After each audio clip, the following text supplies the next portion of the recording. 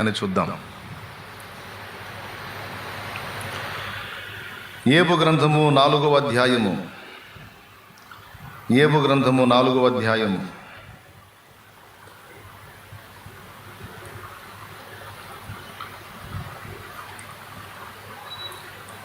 6వ వచనాన్ని చదువుతున్నాను, చిత్తగించండి. నీ భక్తి నీకు ధైర్యము పుట్టింపదా? నీ యథార్థ ప్రవర్తన నీ నిరీక్షణకు ఆధారము కాదా? మళ్ళొకసారి చదువుకుందాం. నీ భక్తి నీకు ధైర్యము పుట్టింపదా? నీ యథార్థ ప్రవర్తన నీ నిరీక్షణకు ఆధారము కాదా? చిన్న మాట ప్రార్థన చేసుకుందాం. ప్రేమ కలిగిన మా మహాపరిశుద్ధ తండ్రి, ఘనుడవగు దేవా, నీకు స్తోత్రము. నీ దయాపూర్వక సంకల్పాన్ని బట్టి ఉదయకాలం మమ్మల్ని అందరినీ ఇక్కడ సమకూర్చి నాతో మాతో మాట్లాడడానికి సంకల్పించిన విధానం కొరకు స్తోత్రం ప్రభువా. ఇంతసేపు మేము కలిసి నిన్ను ఆరాధించడానికి కృపనిచ్చావు, సన్నుతించడానికి సహాయము చేశావు. ప్రాముఖ్యమైన సమయంలోనికి మేము వచ్చాం. దయచేసి నాతో మాతో మాట్లాడండి. ఉపదేశాన్ని అడ్డగింపు చూసే సైతాను, దురాత్మ, దయ్యపు అంధకార శక్తుల ప్రభావం యేసు నామములో బంధిస్తున్నాం. పూర్తిగా మీరే అధ్యక్ష స్థానం అందుండి నాతో మాతో మాట్లాడుమని యేసు ప్రశస్త నామమున ప్రార్థించి స్తుతించి వేడుచున్నాము తండ్రి, ఆమేన్. ప్రభు మనందరితో మాట్లాడును గాక. మన ప్రార్థన విన్న దేవునికి స్తోత్రాలు చెప్దామా? రండి, దేవుని మాటలు ధ్యానిద్దాం.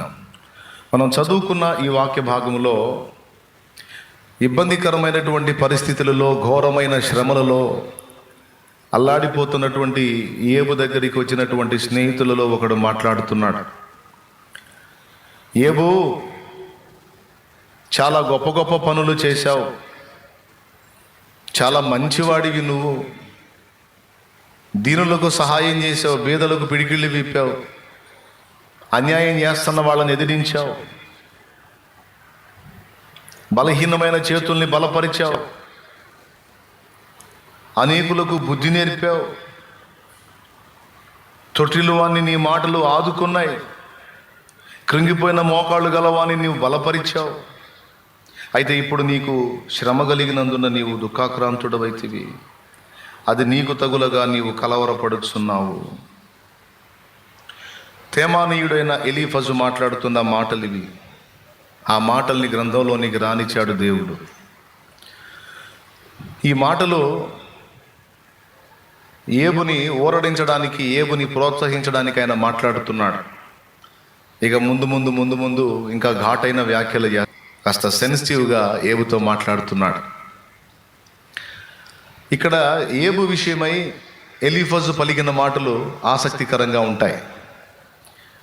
ఏమయ్యా, ఇతరులు కలతలో ఉన్నప్పుడు, ఇతరులు బాధలో ఉన్నప్పుడు, ఇతరులు దారి తొలగినప్పుడు నువ్వు వాళ్ళని దారిలోకి తీసుకొచ్చావు, కలతలతో శ్రమలతో కృంగిన వారిని లేవనెత్తావు, కృంగిపోయిన మోకాళ్ళు గలవాన్ని బలపరిచావు, ఆదరణ లేని వారిని ఆదరించావు, ధైర్యాలు చెప్పావు. దేవుడు ఉన్నాడు, భయపడొద్దు, మీకు కలిగిన శ్రమలన్నింటిలో నుంచి దేవుడు మిమ్మల్ని విడిపిస్తాడు, మీకు అలా చేస్తాడు, ఇలా చేస్తాడని ఎంతోమందిని ఆదరించావు కదా ఏబు. తన దాకా వస్తే కానీ తెలియదని ఎదుటి శ్రమలు, ఎదుటి వాళ్ళల్లో ఉన్నటువంటి జీవితాల్లో ఉన్న శ్రమలను బట్టి వాళ్ళని ఓదార్చిన నువ్వు ఈరోజు అదే పరీక్షలోకి నువ్వు వచ్చినప్పుడు, అదే శ్రమలోకి నువ్వు వచ్చినప్పుడు ఇంత కృంగిపోతావా? భక్తిపరుడవే, ప్రతిరోజు దేవుని సేవించిన వాడవే, అనుదినము బలి అర్పణ జరిగించిన వాడవే, దేవునికి భయపడి నీతిగా నడుచుకున్న వాడవే, భక్తిపరుడవే. భక్తులను దేవుడు నిర్లక్ష్యం చేస్తాడా? భక్తుల్ని దేవుడు అశ్రద్ధ చేస్తాడా? ఏబు, నీ భక్తి నీకు ధైర్యము పుట్టించదా? నీ యథార్థత నీకు ఆధారము కాదా అని, యథార్థ ప్రవర్తన నీ నిరీక్షణకు ఆధారము కాదా అనే మాటలు మాట్లాడాడు. నిజమే, నిజమే. ఎలీఫజు అలాగే మిగిలిన వాళ్ళు మాట్లాడిన మాటలు తక్కువైన మాటలేం కాదు, అవి కూడా వాల్యుబుల్ మాటలే, విలువైనటువంటి మాటలే. టోటల్గా ఆయన ఏం చెబుతాడంటే, భక్తి ధైర్యం పుట్టించిద్ది అంటాడు. యథార్థ ప్రవర్తన కలిగిన వానికి వాని ప్రవర్తన నిరీక్షణ ఆధారము అంటాడు. నిజమే. భక్తుల గురించి బైబిల్లో చాలా విలువైన మాటలు మాట్లాడాడు. భక్తుల గురించి పరిశుద్ధ గ్రంథంలో చాలా విలువైన మాటలు మాట్లాడాడు. ఆ ఎంట్రన్స్లో ఉండి ఎవరు ఈ బళ్ళు దానియొద్దు, పరిచారకులు తమ్ముడు ఎవరన్నా ఒకళ్ళు ఎంట్రన్స్లో ఉండి స్కూటీ గురించి మాట్లాడుతున్నాడు.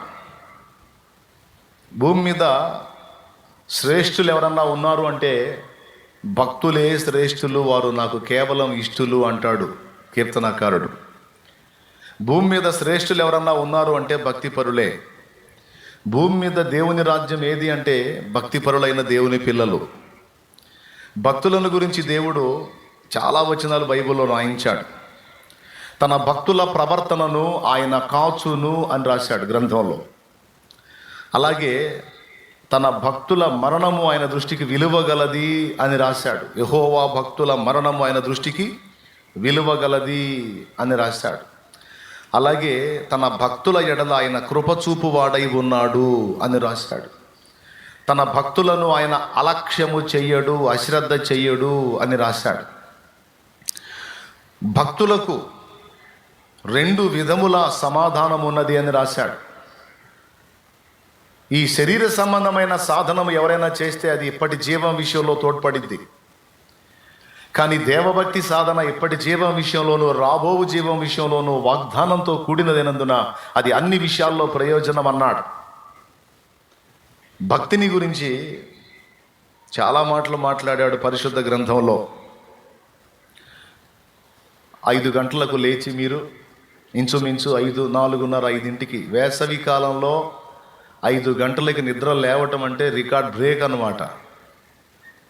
సామాన్యమైన విషయం కాదు 5ంటికి నిద్ర లేచి రెడీ అయి రావటం అంటే. ఎందుకంటే వేసవి కాలంలో రాత్రి వేళ బయట చల్లగాను ఇంట్లో వెచ్చగాను ఉంటుంది, అవునా?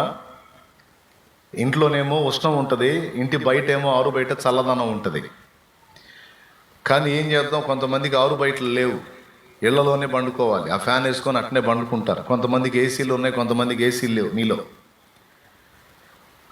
విషయం ఏంటంటే రెస్ట్ కోసం మనం పండుకుంటాం. ఆ ఫ్యాను గాలి, ఆ వెచ్చదనానికి తెల్లవారు నిద్ర లెగుద్దామంటే ఖచ్చితంగా 4 పట్టుకొని తన్నినట్టు ఒళ్ళు హోనమై ఉంటుంది. ఒళ్ళు హోనమై ఉంటుంది, లేవబుద్ధి కాదు, చాలా బడలిక, చాలా నీరసం, అవునా కాదా? అలాంటి పరిస్థితుల్లో ఎన్నింటికి లేచారు? 7ంటికి నిద్ర లేవడమే కష్టమైతే 5ంటికి నిద్ర లేచి స్పీడ్గా రెడీ అయ్యి, కొంతమంది అయితే 4:30కే నిద్ర లేచి స్పీడ్గా రెడీ అయ్యి పరుగున వచ్చేస్తే 6 గంటలకి ఇక్కడికి చేరారు. మీ ఊళ్ళ నుంచి, మీ ప్రదేశాల నుంచి 6-6:30 కల్లా ఇక్కడికి వచ్చేసారు అందరూ. ఒక్కసారి ఆలోచించుదాం. దేవుని ఎడల భక్తి లేకపోతే, దేవుని ఎడల ప్రేమ లేకపోతే, దేవుని సన్నిధి కొరకు ఆశ ఆకాంక్ష లేకపోతే ఇలా రావటం సాధ్యమేనా? ఆ జామున లేవటం సాధ్యమేనా? అలా సిద్ధపడటం సాధ్యమేనా? మీ హృదయాల్లో భక్తి ఉంది, దేవుని ఎడల ప్రేమ, దేవుని ఎడల భయము, దేవుని ఎడల భక్తి, దేవుని సన్నిధి కొరకైన ఆశ ఆసక్తి మీ హృదయాల్లో పుష్కలంగా ఉన్నాయి.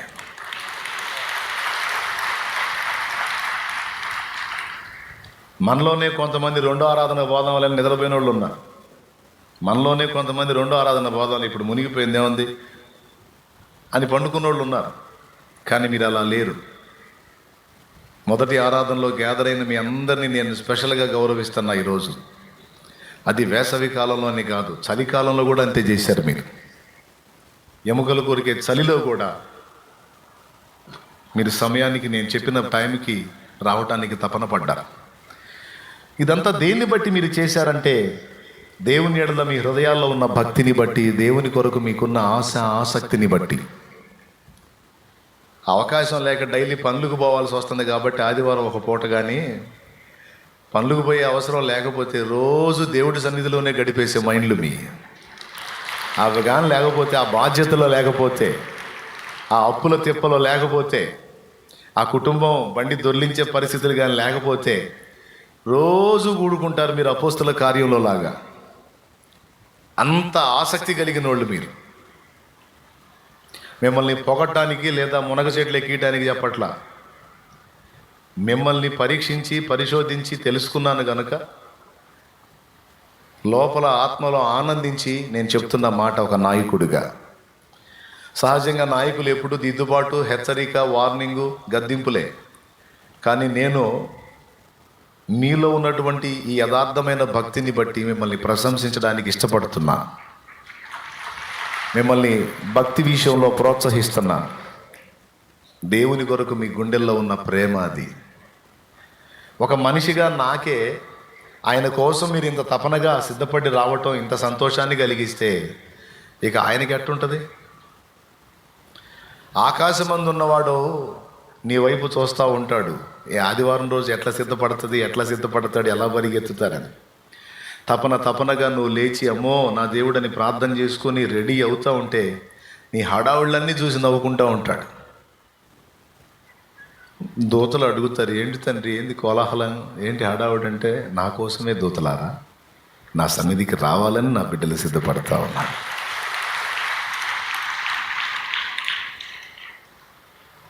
వాని హృదయం నిండా నా ఎడల భక్తి, ఆసక్తి. దేవుని సన్నిధికి ఎప్పుడు వెళ్తానా, నా ప్రభు సన్నిధిలో ఎప్పుడు కూర్చుంటానా, ఆయన పాదాల దగ్గర ఎప్పుడు నాకు చోటు దొరుకుతుందా అని నా బిడ్డల హృదయంలో ఉన్న ఆశ చూసారా అని తన దూతల ఎదుట దేవుడు మనల్ని గూర్చి మాట్లాడుకుంటాడు. మిమ్మల్ని గూర్చి నాకు తెలిసి ఖచ్చితంగా మాట్లాడుకుంటాడు. నాకంటే కూడా మీ గురించి మాట్లాడతాడని నా నమ్మకం.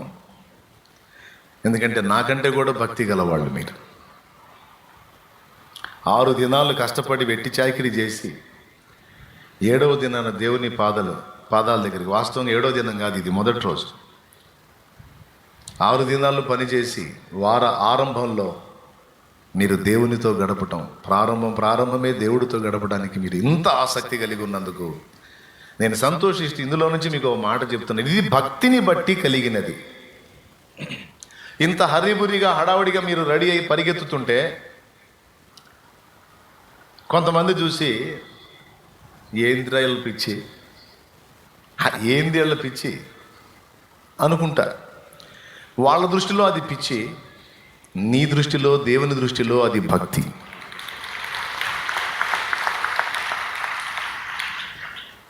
యెహోవా తనకు భక్తులను ఏర్పరచుకున్నాడు. ఇదే భూమి మీద. ఆ భక్తుల యొక్క ప్రవర్తన ప్రత్యేకమైనది. ఆ భక్తుల విషయంలో ఆయన స్పందన కూడా ప్రత్యేకమైనదే. ఎలీఫజు చెప్పిన మాట అక్షర సత్యం. నీ భక్తి నీకు ధైర్యం పుట్టించదంటాయా? నువ్వేమన్నా మనుషుల్ని నమ్ముకున్నావా? నువ్వేమన్నా మనుషులను ఆరాధించావా? నువ్వేమన్నా నిర్జీవమైన వాటికి సాష్టాంగపడ్డావా? నువ్వేమైనా జీవము లేని వాటికి మొక్కి ఆరాధించావా? కాదు కదా. నీవు సజీవుడైన వాని భక్తుడవు కదా. నువ్వు ఎవనికి భక్తి చేశావో ఆయన సజీవుడు కదా. నువ్వు ఎవనికి ప్రార్థన చేశావో, ఎవనికి బలులు అర్పించావో, ఎవనికి కృతజ్ఞతాస్తుతులు చెల్లించావో ఆయన సజీవుడు కదా. ఆయన సృష్టికర్త కదా. ఆయన ఉన్నవాడు కదా. ఆయన బలవంతుడు కదా. తన భక్తులను అలక్ష్యము చేసేవాడు కాడు కదా. తెలియదంటాయా నీకు ఆయన గురించి? మన దేవుడి గురించి తెలియదా నీకు? నువ్వు రాయి, గుట్ట, చెట్టు, పుట్ట, నిర్జీవమైన వాటిని నమ్ముకోవాల. నీవు సజీవుడైన దేవుని నమ్మావు. నువ్వెవరిని నమ్మావు? సజీవుడైన దేవుని నమ్మావు. ఆయన రక్తములో కడగబడ్డావు. ఆయన జీవగ్రంథంలో పేరు సంపాదించుకున్నావు. విశ్వాసమును బట్టి ఆయన కుమారుడివి, కుమార్తెవు అయ్యావు. నీ విషయంలో ఆయన ప్రత్యేకమైన శ్రద్ధ కలిగి ఉంటాడు కాదు, ఉన్నాడు అని నేను చెప్తున్నా. ఎలీఫజు కొన్ని మాటలు చెప్తే షాలేం రాజు మరికొన్ని మాటలు చెప్తున్నాడు ఈరోజు నీతో పరిశుద్ధాత్మ ప్రేరణలో. నువ్వు క్రీస్తు రక్తంలో కడగబడ్డావు. నీవు నమ్మిన క్రీస్తు శఖ పురుషుడు, కాలమునే రెండుగా విభజించిన వాడు, కాలమే తాను అయి ఉన్నవాడు. ఆయన లేనివాడు కాదు, ఆయన ఉన్నవాడు అని పేరు చెప్పుకున్నవాడు. ఆయన నీ పేరు ఏంటంటే ఉన్నాడని చెప్పాను. అలాంటి జీవము గల దేవునికి భక్తుడవు, భక్తురాలివి నువ్వు. లోకము నువ్వు ఈక్వల్ కాదు. ఇది మనందరి గ్రహింపులో ఉండాల్సినటువంటి సత్యం. లోకము నువ్వు సమానం కాదు. లోకములో నుండి నువ్వు ప్రత్యేకించబడ్డావు. లోకము దాని భోగాలలో మునిగి తేలుతూ ఉంటుంది. దాన్ని బట్టి నువ్వు మత్సరపడాల్సిన అవసరం ఏం లేదు. భూమి మీద ఉన్నటువంటి జనాభాలో నుంచి దేవుడు నిన్ను తన కొరకు ప్రత్యేక జనాంగముగా ఏర్పరచుకున్నాడు. ఆయన చాలామంది గొప్పవాళ్లకు, గనులకు, గొప్ప వంశపు వాళ్ళని చెప్పుకుంటున్న వాళ్ళకి ఎవ్వరికి లేని కృప, ధన్యత నీకు లభించింది. మీరంటే నాకు చాలా గౌరవం తెలుసా? మీరంటే నాకు చాలా గౌరవం తెలుసా? ఎందుకు గౌరవమో చెప్తా. మీరు సామాన్యులు కాదు, మీరు దేవుని కుమారులు, కుమార్తెలు అని గ్రంథం చెప్పింది. మీకు దేవదూతల కాపుదల ఉంది, గ్రంథమే చెప్పింది ఆ మాట. నువ్వు బైక్ తీసుకొని బయలుదేరినప్పుడు భక్తిపరుడా, దేవుని ప్రేమించువాడా, ఎప్పుడూ ఆయన ప్రపంచంలోనే ఉండువాడా, లోకం యొక్క ఆలోచన నీ ఆలోచన ఈక్వల్ కాదు. లోకంలో వ్యక్తులు ధనాన్ని, ధాన్యాన్ని, ఘనతని, గొప్పని, పదవిని, వాటన్నిటినీ ఘనంగా చూస్తారు. కానీ నువ్వు ఎప్పుడైతే క్రీస్తు భక్తుడుగా, క్రీస్తు శిష్యుడిగా మారిపోయావో, లోకం యొక్క విషయంలో నీ దృక్పథం మారిపోయింది. ఇప్పుడు మనుషుల్ని నువ్వు ఎలా చూస్తావో తెలుసా? మనుషుల్ని నువ్వు ఎలా చూస్తావో తెలుసా? ఆత్మలు అంటావు నువ్వు. ధనికుడు, భేదవాడు అని అనవు, తెల్లోడు, నల్లోడు అనవు, కురూపి, అందగాడు అనవు. ఎవరైనా ఒక వ్యక్తి నీ ముందుకు వస్తే, భక్తిపరుల సంగతి చెప్తున్నాను, నిజంగా శిష్యులైన వారి సంగతి చెప్తున్నాను, వాళ్ళు ఎదుటి వాళ్ళని ఎలా చూస్తారో తెలుసా? ఆత్మలు అంటారు. నీ ఎదుటికి వస్తున్నటువంటి మనుషుల్ని గురించి నువ్వు ఎప్పుడైనా ఇతరులతో మాట్లాడేటప్పుడు, క్రైస్తవులతో మాట్లాడేటప్పుడు, ఇదిగో ఈరోజు ఒక ఆత్మకు సువార్త చెప్పాను అంటావు నీకు తెలియకుండానే. ఈ సంవత్సరం నేను 14 ఆత్మల్ని రక్షించాను అంటావు. వాస్తవంగా 14 మంది మనుషులు రక్షణలోకి వచ్చారు. కానీ నీ నీ నీ మాటల్లో మార్పు వచ్చేసింది. మనుషుల్ని నువ్వు మనుషులుగా గుర్తించట్లా. వాడు భిక్షగాడా, నీ ఇంటి ముందుకు వచ్చిన భిక్షగాడైనా నీకు ఆత్మే. కాబట్టే నువ్వు బిచ్చగాడికి రే ముష్టోడా అనవు. నువ్వు బిచ్చగాడికి కూడా ఏదన్నా అవకాశం ఉంటే సువార్త చెబుదాం అనుకుంటావు. ఎందుకంటే బిచ్చగాడు సైతం దేవుడు సృష్టించిన మనిషే. వాడు నీ దృష్టిలో దేవుని రాజ్యానికి చేరవలసిన ఆత్మ. నేను మాట్లాడేటప్పుడు నా భాష అయితే అంతే ఉంటుంది. మీ భాష ఎట్టొచ్చింది? ఎంతమంది అలా మాట్లాడేటప్పుడు ఆత్మలు అని మాట్లాడతారు? చెప్పండి, చేతులు ఎత్తండి. ఫ్లోలో అలా ఎంతమందికి వచ్చిందో చేతులు ఎత్తండి. ఇన్ని ఆత్మలు, అన్ని ఆత్మలు అని ఈ దబక్కన ఆత్మ అనే మాట మాట్లాడతారు. ఎందుకంటే మీ భాష మారిపోయింది. భాష ఎందుకు మారిందంటే మీ దృక్పథం మారిపోయింది. లోకం విషయంలో ధనవంతులు కలిగి ఉన్న ధన సంపద నీకు అంతగా ఆశ్చర్యం అనిపించదు, గొప్ప అనిపించదు, ఏడిచాడు అనిపిస్తుంది. గొప్ప పదవిలో ఉన్నవాడు నీకు గొప్పవాడు అనిపించడు. ఏదో నలుగురు గౌరవిస్తున్నారు కనుక నువ్వు కూడా గౌరవిస్తావు అంతే. నీ హృదయంలో మాత్రం వాడి పదవిని బట్టి నీకు గొప్ప అని అనిపించదు. ఎందుకంటే నువ్వు రాజాదిరాజును కలుసుకున్న వాడివి నువ్వు. ఇలాంటి అధికారుల మీద రాజులు లేదా మంత్రులు, ఆ మంత్రుల మీద ప్రధాని మీద ఇంకా కొందరు అగ్రరాజ్యాతి నేతలు, వీళ్ళందరికీ పైన ఉన్నవాడు ఆయన. ఆయనతో పరిచయాలు ఉన్నాయి నీకు. అది విషయం. ఎవరితో పరిచయాలు ఏర్పడ్డాయి?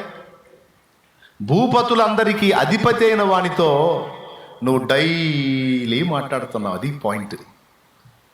ఎందుకు ఈ సైకాలజీ వచ్చింది నీకు? గొప్ప హోదా కలిగినటువంటి నాయకుడు వస్తే నీకు చీమ కుట్టినట్టు కూడా ఉండదు. అందరేమో అట్లా చూస్తూ ఉంటే నీకు చీమ కుట్టినట్టు కూడా ఉండదు. మళ్ళా దైవజనుడు సామాన్యుడు నీ కంటపడ్డా గొప్ప భయం, గొప్ప గౌరవం ఉంటుంది నీకు. ఇక లోకంలో వాడు పెద్ద మొనగాడు కానీ కాక, పెద్ద యాక్టర్ కానీ, పెద్ద రాజకీయవేత్త కానీ, లేకపోతే ఇంకా ఎక్కువ హోదాలు కలిగిన వాళ్ళు కానీ ఎవడైనా సరే అందరితో పాటు నువ్వు కూడా నమస్తే సార్ అంటావు తప్ప హృదయంలో నీకు అసలు చీమ కుట్టినట్టు కూడా ఉండదు. ఎందుకంటే వీళ్ళందరి మీద అధిపతి అయిన వాడితో నువ్వు వ్యవహరిస్తున్నావు. వీళ్ళందరికీ అధిపతి అయిన వానితో నువ్వు మాట్లాడుతున్నావు. అంతేకాదు ఆయన కొడుకువు నువ్వు, ఆయన కూతురువు నువ్వు. అది నీ ఫీలింగ్. దేవునికి స్తోత్రం కలుగును గాక. కాకపోతే భూమి మీద ట్రైనింగ్ కోసం వచ్చావు. అయినా మీ నాన్నతో రోజు మాట్లాడుతూనే ఉన్నావు. అందుకే భూమి మీద మనుషులు నీకు ఆత్మలుగా కనపడతారు. భూమి మీద ఘనమైనవన్నీ కూడా నీకు చాలా తేలికైనవిగా కనపడతాయి. ఎందుకంటే నీవు భక్తుడవు, భక్తురాలివి. సాక్షాత్తు అసలు సుప్రీం ఎవరైతే ఉన్నాడో ఆ సుప్రీంతో నీకు సంబంధాలు ఉన్నాయి. అది విషయం. ఆయన ఈ లోకానికి, ఈ దేశానికి కాదు, టోటల్ విశ్వానికే సుప్రీం.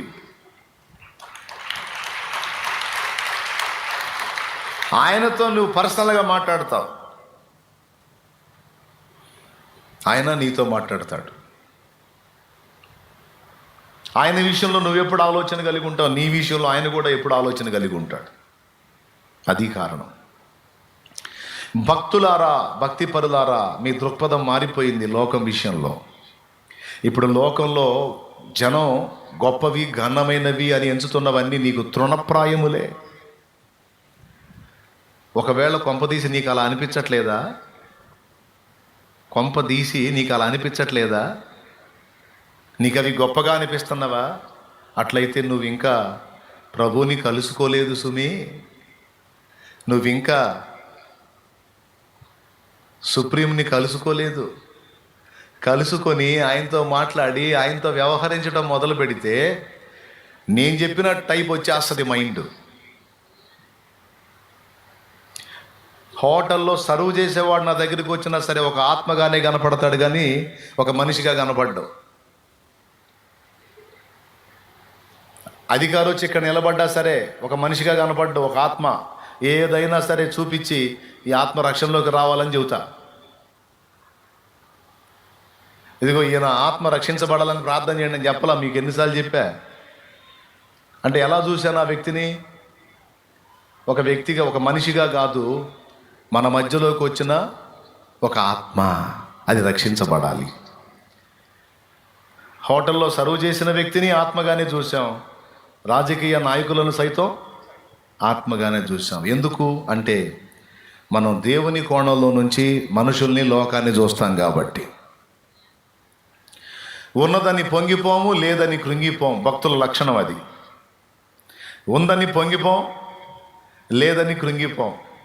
అంతేకాదు నాది, నాకే సొంతం అన్నట్టు అంతా వాటేసుకుందాం, కౌగిలించుకుందాం అనుకోం. ఇదిగో నువ్వు కూడా తీసుకో, ఇదిగో నువ్వు కూడా తిను, ఇదిగో నువ్వు కూడా కొంచెం పొందు, నువ్వు కూడా సంతోషించని మనకు దేవుడిచ్చిన ఆ 4 ముద్దల్లో ఒక ముద్ద మనం దీన్ని, మిగిలిన 3 ముద్దలు ముగ్గురికి పంచి తృప్తి చెందుతాము. ఎందుకు? లోకాన్ని మనం చూసే దృక్పథం అలాంటిది. భక్తిని బట్టి, దేవుణ్ణి బట్టి. మీరు కొంపదీసి ఇలా లేరా? ఉన్నారా? నేను చెప్పినట్టు ఉన్నారా? లేకపోతే కొంపదీసి లేరా? ఎంతమంది ఉన్నారండి ఈ మైండ్ కలిగి? ఇప్పుడు నేను చెప్పిన టైపు. ఒకవేళ నీకు ఇంతవరకు అలాంటి సైకాలజీ రాకపోతే నువ్వు చాలా దూరంగా ఉన్నావు దేవుడికి. అర్జెంటుగా నువ్వు దేవుడికి సమీపం కావాలి. దేవునికి సమీపమైన వ్యక్తుల యొక్క వ్యక్తిత్వ సౌందర్యం ఇలా మారిపోయిద్ది. నయమాను ఎలీషా దగ్గరికి బంగారం తీసుకొచ్చాడు. బంగారం, నయమాన్ దుస్తుల బట్టలు తీసుకొచ్చాడు. నీకే సార్ తీసుకోండి, మిమ్మల్ని తృణీకరించి వెళ్ళబోయాను, మీరు చెప్పినట్టు యోర్దాన్లో 7 సార్లు మునిగాను, వయమ్మో సంవత్సరాల నుంచి ఉన్న నా కుష్ఠరోగం అంతా పోయింది, కుష్ఠు జబ్బండి నాకు పోయిందండి, మీరు చెప్పినట్లు 7 సార్లు యోర్దాన్లో మునిగాను, పోయిందండి, కృతజ్ఞతగా కానుక తెచ్చాను తీసుకోండి అంటే అన్నాడు. ఇల్లు అన్నాడు, నువ్వు నాకు ఇచ్చేది ఏదైనా పిచ్చోడ బంగారం, అసలు ఈ బంగారాన్ని పుట్టించినోడే నాకు సమీపస్తుడు, ఈ బంగారాన్ని నువ్వు గొప్ప అనుకున్న ఈ బంగారాన్ని నిర్మించిన నిర్మాణకుడే నా సమీపస్తుడయ్యా, నాకెప్పుడూ సమీపంలో ఉంటాడు. ఆయన నా బంగారం, ఆయన నా వెండి, ఆయనే నా దుస్తుల బట్టలు, ఆయనే నా అతిశయం, నా ఐశ్వర్యం, నా ఆనందం. ఇట్ట బంగారాలకి దుస్తుల బట్టలకి వెండికి బెండయ్యేవాడినైతే 11 అరకలతో దుక్కి దున్ని 12వ అరకతో నేను దున్నుతూ 11 మంది చేత పొలం దున్నించే అంత పొలం కలిగిన వాడిని, ఆస్తిపరుణ్ణి, దున్నే ఎడ్లని వధించి నాగలిని విరగొట్టి వాటితోనే వండి వాటిని పెట్టి వచ్చినోడిని నేను. నా ఆస్తిని అంతస్తుని అంతటిని చెత్తతో సమానంగా ఎంచుకొని ఆడు పడేసి వచ్చి ఉండ పిచ్చోడా. నా గురువుగారు అడిగాడు ఏం కావాలి నీకని, ఆయన ఆరోహణం అవుతా నా గురువుగారు అడిగాడు ఏం కావాలి నీకని. నేను వెండిని కోరలా బంగారాన్ని కోరలా, కోరితే ఎంత, నేను వెండిని కోరలా బంగారాన్ని కోరలా, నేను ఏమడిగానో తెలుసా, దేవుడు కావాలని అడిగా, దేవుని ఆత్మ కావాలని అడిగా, పరిశుద్ధాత్మని అడిగా. హల్లెలూయా. రాజునవుతానల్లా, ఉన్నత పదవిని కోరలా, ఉన్నత హోదాలను కోరలా, వీటన్నిటికీ పైన దేవుడు ఉన్నాడు, ఆయన కావాలని కోరా. మా గురువే ఆశ్చర్యపోయాడు. అబ్బో నువ్వు అడిగింది చాలా కష్టతరంగా ఉంది, నువ్వు ఎవరిని అడిగావో తెలుసా, సాక్షాత్తు దేవుణ్ణి అడిగావు. దేవుణ్ణి నీకు ఇయటానికి నా చేతుల్లో ఉన్నాడా? కాదయ్యా, దేవుని ఆత్మను నీకు ఇవ్వడానికి దేవుడు ఏమైనా నా చేతుల్లో ఉన్నాడా? ఆయన వశంలోనే ఉన్నాడు. నేను తీయబడినప్పుడు నీకు కనబడితే ఆయన నీకు అనుగ్రహించబడతాడని చెప్పి ఆరోహణమయ్యాడు నా గురువు. బంగారం తెచ్చావా నా దగ్గరికి, బంగారం. దుస్తుల బట్టలు తెచ్చావా నా దగ్గరికి, బట్టలు. మరి నీ బంగారం నీ బట్టలు ఇవన్నీ నీ కుష్టి పోగొట్టలేదే. నా దేవుని శక్తి నిన్ను విడిపించింది. పో పో పో పో అన్నాడు. భక్తిలో ఎదిగే కొద్దీ ఈ టైప్ సైకాలజీ వచ్చింది తమ్ముడు, సోదరి. ఇట్లాంటి సైకాలజీ ఇంకా రాలేదు అంటే అట్టడుగునున్నట్టే, ఇంకా లోకానికి అతుక్కొని ఉన్నట్టే, ఇంకా సరిగ్గా దేవునికి కనెక్ట్ కానట్టు. సరిగ్గా దేవునికి కనెక్ట్ అయితే మైండ్ ఎలీషా మైండ్ లాగా మారిపోయింది. ఉన్నాయని అతిశయపడరు, లేవని దిగులు పడరు. లేదా అందుకేనా మొహం అట్ట మాడిపోయింది పెసరట్లాగా. వారు లేదనే, నష్టమనే, కష్టమనే, పిచ్చోళ్ళారా. ఆయన లేడు, ఎవరు? నాకేమీ కొదువా నాదుడుండ, ఇక నాకేమీ కొదువా నాదుడుండ. శ్రీకరుండగు దేవుడే నా శ్రేష్ఠ పాలకుడు, నా ఏక రక్షకుడు. శ్రీకరుండగు దేవుడే నా శ్రేష్ఠ పాలకుడు, నా ఏక రక్షకుడు. కనుక నాకేమీ కొదువా నాదు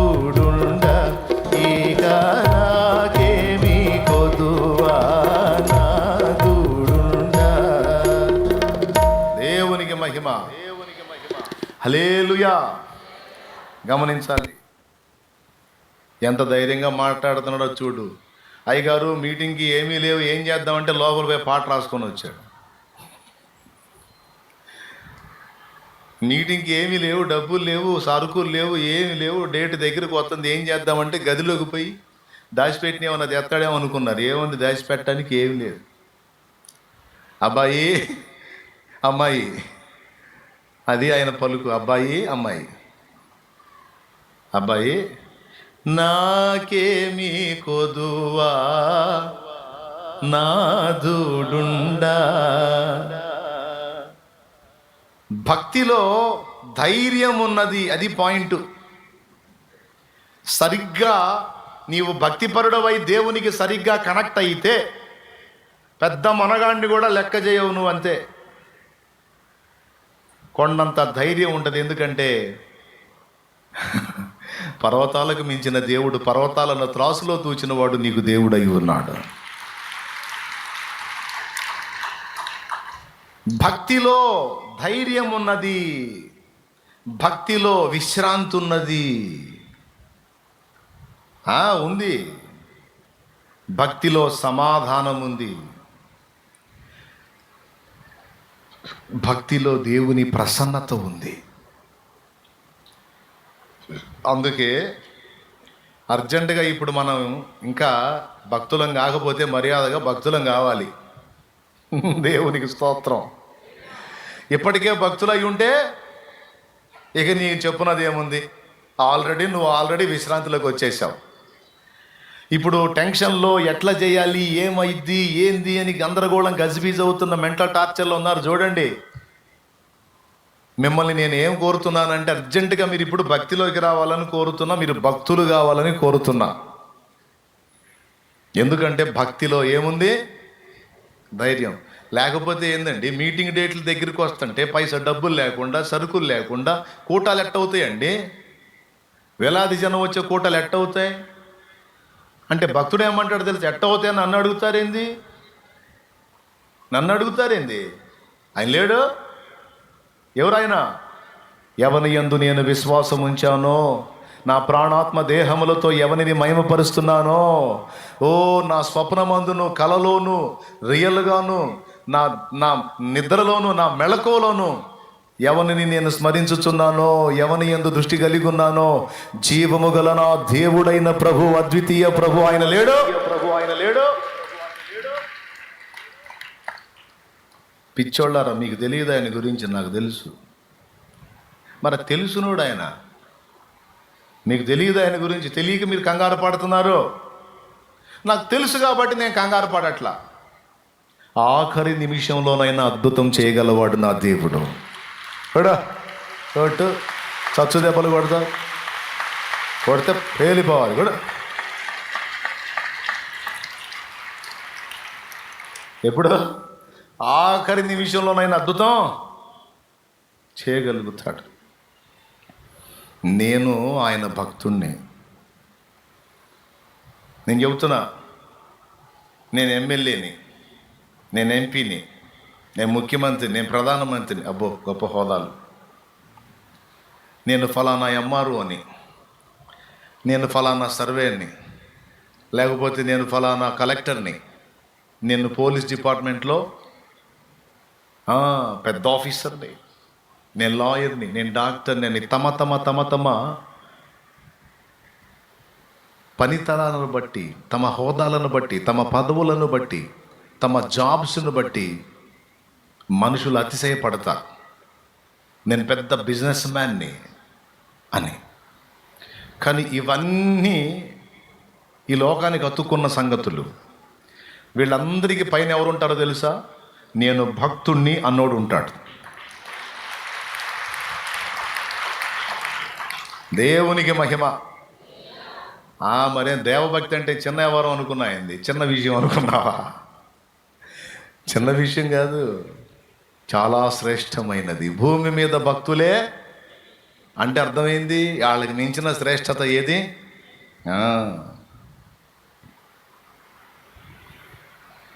భక్తిపరులంగా మారాలండి, ప్రభు శిష్యులంగా మారాలి. పై పైన ఉండకూడదు. దేవునితో లోతైన సంబంధాన్ని ఏర్పరచుకోవాలి. ఇది పరిశుద్ధాత్మ కోరుతుంది. ఇప్పుడు ఇక్కడ కూర్చున్న జెంట్స్ కానీ లేడీస్ కానీ చాలామంది ఉన్నారు. ఎంతమంది పై పైన ఉన్నారో, ఎంతమంది దేవునితో లోతుగా అనుబంధాన్ని కలిగి ఉన్నారో అది మీ పర్సనల్, నాకేం తెలుసు. ఇప్పుడు నేను ఎలా ఉన్నానో నన్ను నేను చూసుకుంటే నాకు అర్థమైద్ది. మీరు ఎలా ఉన్నారో, మీరు పైన ఉన్నారో లేకపోతే దేవునితో మంచి అనుబంధం కలిగి ఉన్నారో మీరు చూసుకుంటే మీకు అర్థమైద్ది. నాకైతే గట్టి నమ్మకం మీరు కూడా డెప్త్లోనే ఉన్నారని. లేకపోతే ఇంత పొద్దున ఏడొస్తారండి. రెండో కూటం ఉందిగా, తర్వాత రావచ్చు. ఇదేంది నిద్రాహారాలు లేకుండా పొద్దున ఆవుతున్న ప్రాణం సొటసొటలాడుతూ ఉంటుంది పొద్దున్న ఎండాకాలం. ఇంత పిచ్చిగా పరిగెత్తారంటే మిమ్మల్ని తక్కువ అంచనా వేయలేను. మీ గుండెల్లో దేవుని ఎడల ప్రేమానురాగాలు సమృద్ధిగా ఉన్నాయి. నేను అంటున్నాను, ఇంకా కొంచెం డెప్త్లోకి వెళ్ళండి, ఇంకా కొంచెం లోతులోకి వెళ్ళండి.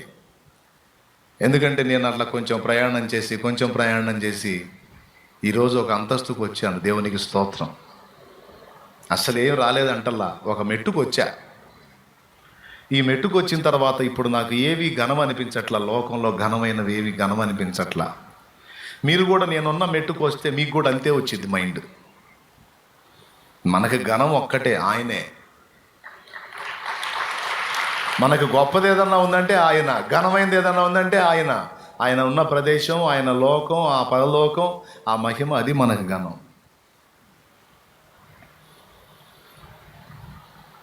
భక్తిలో ఏముందని చెప్పాను? ధైర్యం ఉందని చెప్పాను. భక్తిలో ఏముందని చెప్పాను? విశ్రాంతి ఉంది అని చెప్పాను. భక్తిలో ఏముందని చెప్పాను? ఆదరణ. భక్తిలో ఏముందని చెప్పాను? ఇంకా ఫైనల్గా లోకాన్ని సరి అయిన దృక్పథంతో చూసే శక్తి ఉంది భక్తిలో. అందరు చూసినట్టు కాదు. కొంతమంది తీన్మార్ పెట్టుకొని ఎగురుతూ ఉంటారు. తీన్మార్ పెట్టుకొని భక్తుడు వాళ్ళని చూసినప్పుడు ఎట్ట ఫీల్ అవుతాడండి? అంతసేటు ఎగురుతున్నారా, కుక్క రొప్పినట్టు రొప్పటం తప్ప ఏం ఉండదురా. కుక్క రొప్పినట్టు కుక్క నాలుగు బయటికి తీసి రొప్పుతూ ఉంటాయి అని ఎగిరినంతసేపు ఎగిరి, తాగింది దిగిందాక ఎగిరి పక్కన కూర్చొని ఆయాసపట్టం తప్ప ఏం ఉండదురా. వాళ్ళు అనుభవిస్తున్న ఆ ఆనందాలు, హడావుళ్ళు ఏవి నిన్ను టచ్ కూడా చేయవు. నవ్వుకుంటా తిరుగుతూ ఉంటావు నువ్వు. ఎందుకు తెలుసా? లోకము, దాని ఆశ, దాని ప్రవర్తన మొత్తం కూడా, ఆ లోక జ్ఞానం అంతా కూడా దేవభక్తులకు పిచ్చితనం. ఈ లోక జ్ఞానమును దేవుడు వెర్రితనముగా చేసి ఉన్నాడు గనుక, లోక జ్ఞానాన్ని దేవుడు వెర్రితనంగా చేశాడు కనుక ఈ లోకస్తులు చేసేటువంటి చేష్టలన్నీ నీకు ఎట్ట కనపడతాయని చెప్పా? పక్కగా పిచ్చి చేష్టల్లాగానే కనపడతాయి. చాలా కుటుంబాల్లో నేను చూస్తా, చాలామంది మనుషులు నా దగ్గరకు వస్తూ ఉంటారు. నేను దేవుడి కృపను బట్టి దేవుడి దగ్గర కొంత నేర్చుకున్నాను, భక్తుల దగ్గర కొంత నేర్చుకున్నాను, మనుషుల జీవితాలు చదివి కొంత నేర్చుకున్నాను నేను. మరి ఒకళ్ళిద్దరు కాదు కదా, వేల మంది మనుషులు కదా నాతో మాట్లాడేవాళ్ళు. జనాల్ని చదివి సాలిపోయింది. మళ్ళీ నేను మామూలుగానే కనపడతా. నా దగ్గరకు వచ్చి నిలబడ్డోళ్ళు తక్కువ అంచనా వేయొద్దు, తేడా పడతారు. నీ కంటికి నేను ఆనకపోవచ్చు, దిశాయించకపోవచ్చు, కానీ చాలా అనుభవం ఉంది. కాబట్టి మొట్టమొదటి విషయం మీకు చెప్పేది ఏంటంటే, భక్తిలో లోతుకు వెళ్ళమని ఈరోజు మిమ్మల్ని ఆహ్వానిస్తాను. ఆల్రెడీ మీరు భక్తి పరులు అయితే ఉన్న అంతస్తు నుంచి ఇంకొక అంతస్తు పైకి ఎక్కడానికి, ఉన్న లోతు నుంచి ఇంకొంచెం లోతుకు వెళ్ళడానికి ప్రయత్నం చేయండి. మీరు కలిగి ఉన్న దేన్ని బట్టి కూడా కలత చెందకండి. భక్త సింగ్ గారు ఎలాగైతే ఉన్నాడో, దేవదాసయ్య గారు ఎలాగైతే ఉన్నాడో, తరువాతి భక్తులు ఇప్పుడు నన్ను ఎలా అయితే ఉంచాడో దేవుడు, నాకదే ఈ రోజుకి నా ధీమా అదే. ఎక్కడ ఎవడు గదిలినా, ఏ అవసరం వచ్చినా, ఎవరు ఏ విధమైన బెదిరింపులు తీసుకొచ్చినా నా ధైర్యం ఏంటో తెలుసా? నా దేవుడు. ఆయన యందలి నాకున్న భక్తి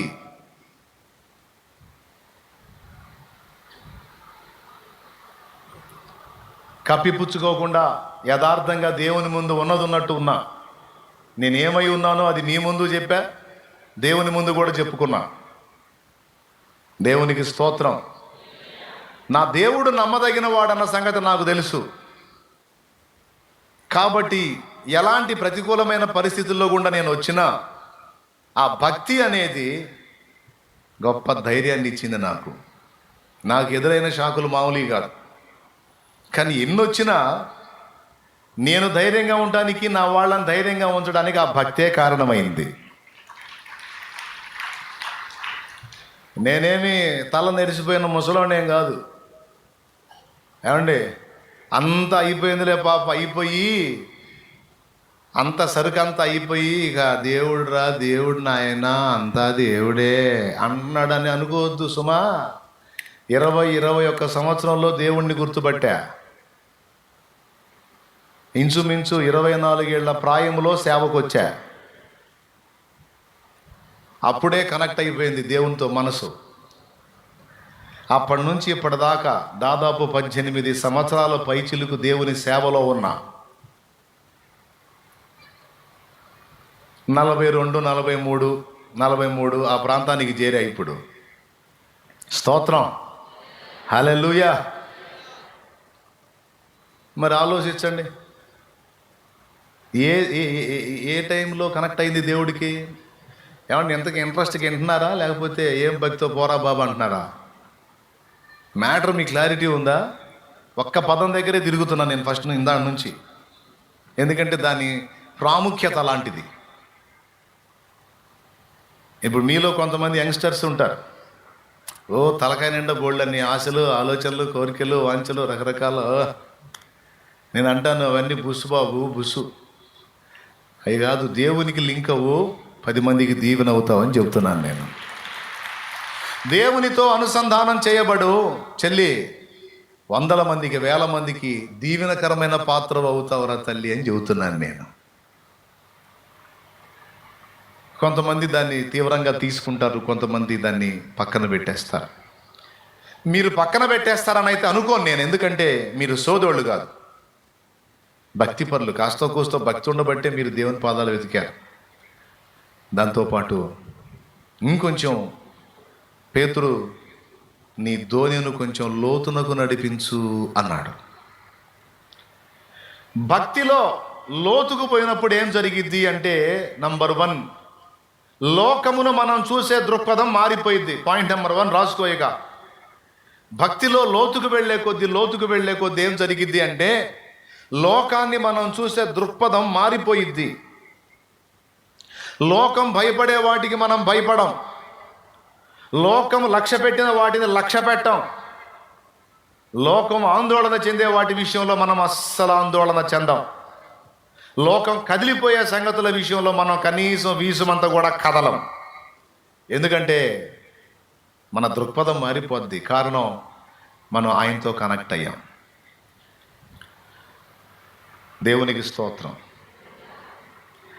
మీరందరూ నిజంగా అలాంటి భక్తిపరులు అయితే చూడాలని నా ఆశ.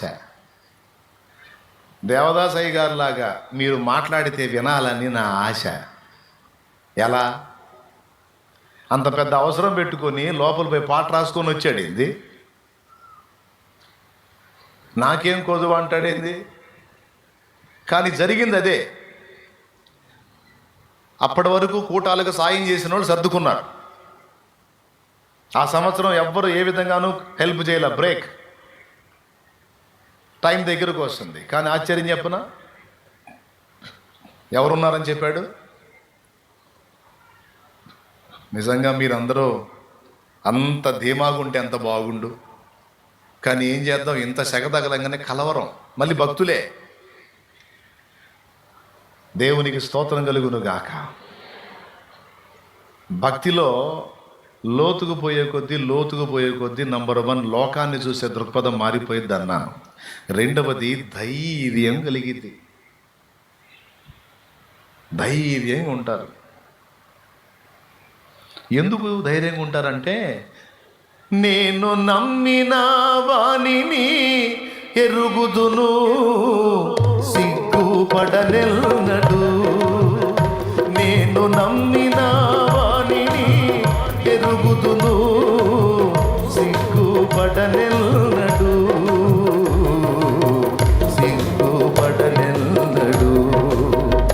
నన్ను బలపరచువా నీ అందే సమస్తము నే చేయగలను. దేవునికి మహిమ, దేవునికి మహిమ. అది అది ఎందుకంటే నమ్మినోడిని ఎరుగుదువు కాబట్టి భయం ఉండదు. అయ్యో అయ్యగారు మీరేమో మీటింగ్ పెట్టారు, ప్రజలనేమో రమ్మన్నారు, ఇంతవరకు రైసుకి వండేదానికి ఏమి ఇయ్యలేదు. భక్త సింగ్ గారు కూడా చెన్నైలో వాక్యం చెప్తున్నాడు. ఆయన మధ్యాహ్నం లంచ్ టైం అవుతుంది, కూటం జరుగుతుంది, ఫుడ్ లేదు. ఆయన ఏం పట్టించుకోవట్లా, ప్రశాంతంగా ప్రసంగం చేస్తున్నాడు. వీళ్ళు కూర్చొని చూస్తున్నారు, అయిపోయి నాకేం పెడతాడో చూద్దాం. దేవునికి స్తోత్రం కలుగును గాక. ప్రియులారా, అయిపోయే సమయానికి ఒక లారీ నిండా వచ్చింది భోజన పదార్థాలు. ఒట్టి మాటలు కాదు, రియల్గా జరిగిన విషయాలు. భక్తి ఏంది? పిల్లలు అమ్మా అమ్మా ఏమైద్దోనమ్మా, ఏం జరిగిద్దోనమ్మా, భయపడు పనికి మన ఆయన లేడా? పిరికి పంద. భక్తి లేదా? దేవుణ్ణి ప్రేమించట్లేదు నువ్వు? ఆయన తోడే లేడా నీకు? ఆఖరి నిమిషంలో నేను అద్భుతం జరుగుతుందా? ప్రార్థన చేస్తాపో, నా తండ్రిని అడుగుతాపో. ఊరికే ఆ మెట్టుకు రావాలరా తల్లి నువ్వు. ఎవరు అర్థమవుతుందని నేను చెప్పేది? ఏ మెట్టుకు రావాలి? పిల్లలు టెన్షన్ పడితే భక్తి పరులైన తల్లులు, అమ్మా అమ్మ నాకు ఈ బలహీనతగా ఉంది, నాకు ఇబ్బంది ఉంది, నూనె తీసుకునిరా, కలుమై. ప్రేమ కలిగిన తండ్రి, నీ బిడ్డ ఎందుకు కనికరపడు. ఎలీషా అంతే చేశాడండి.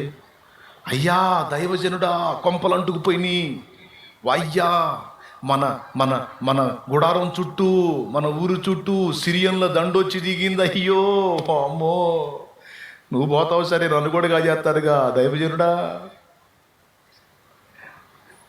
నన్ను కూడా కాజేస్తారుగా దైవజనుడా. వాడి టెన్షన్ లోపల, వాడి ఫీలింగ్ అది.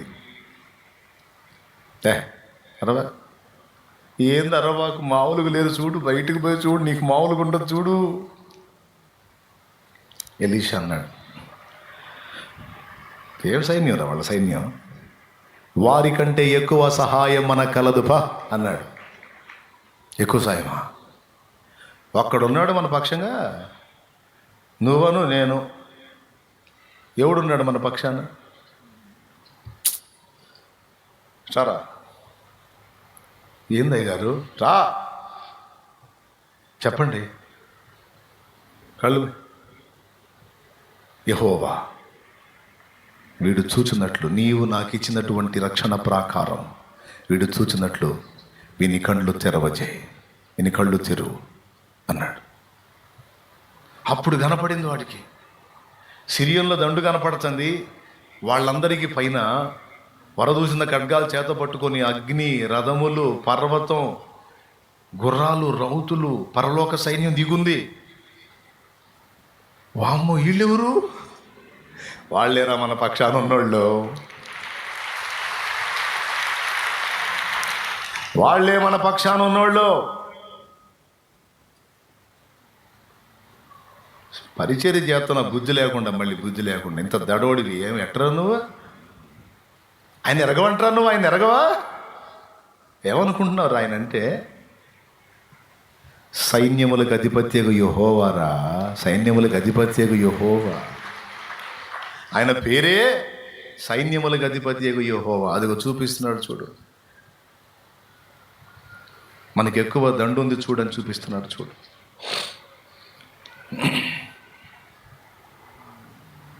నీకేం అర్థమైంది? డెప్త్కు పోతే అది మ్యాటరు. దడగలుగుతుందంటే అంత పై పైన ఉన్నట్టే. నీ పిల్లలు భయపడుతూ పరిగెత్తుకుంటా వస్తే తల్లి, ఇదిగో నీ స్పందన అలా ఉండాలి, ఎందుకంటే నువ్వు ఆయన ఎరుగుదువు కాబట్టి. అమ్మా నాకు ఈ సమస్య అంటే, ఏయ్ భయపడవా మమ్మే, ఇంత ధైర్యం ఎక్కడిదే నీకు? అసలు ఏంటి అంత తేలిగ్గా మాట్లాడతావు ఏంటంటే, నా దేవుడే నా ధైర్యం రా, నా దేవుడే నా ధైర్యం. డాడీ ఇంత ధైర్యం ఏంటి డాడీ నీకు? అసలు ఏంది లెక్క చేయవేంది డాడీ? ఎందుకు లెక్క చేస్తారా? నా దేవుడు రా నా ధైర్యం, నా దేవుడు. ఆయన అసమాన సూర్యుడు రా, ఆయన బలమైన బాహువులు కలిగిన వాడు. ఆయన వాక్కు పలికితే చాలు మొత్తం తారుమారు అయిపోయిందా. ఇక్కడ కూర్చున్న ప్రతి పురుషుడు అట్టి వాడై ఉంటే ఎంత బాగుండు. తన కుటుంబాన్ని అలాగా, తన సహచరులను అలాగా ప్రోత్సహించువాడైతే ఎంత బాగుండు, ఎంత బాగుండు. అంత భక్తిపరులైతే, భక్తిలో లోతుకు వెళ్ళే కొద్దీ ఓ చెప్పసఖ్యము కానీ ధైర్యం, భయము పరార్, ధైర్యం ఏర్పడిద్ది. మొదటిది. రెండవది, విశ్రాంతి దొరుకుతుంది. విశ్రాంతి అంటే ఏంటో తెలుసా? భయము లేని స్థితే విశ్రాంతి. అది ఏ స్థితి? భయము లేని స్థితే విశ్రాంతి. మూడవది, సిగ్గును లక్ష్య పెట్టాడు. ఎందుకంటే ఆయన ఎరుగును కదా. ఇప్పుడు ఈరోజు నీకు కొన్ని అవమానాలు ఎదురైనాయి తమ్ముడు. కొంతమంది నిన్ను అవమానపరిచారు, లేదా చెల్లి కొంతమంది నిన్ను అవమానపరిచారు. ఆ అవమానాలు కూడా లక్ష్య పెట్టావు, నవ్వుకుంటావు. ఎందుకు? ఇదే పాట, నేను నమ్మినా. రాదా మీకు? వచ్చే పాడు. మరి సిగ్గుపడతావే. నేను నమ్మిన వాణిని,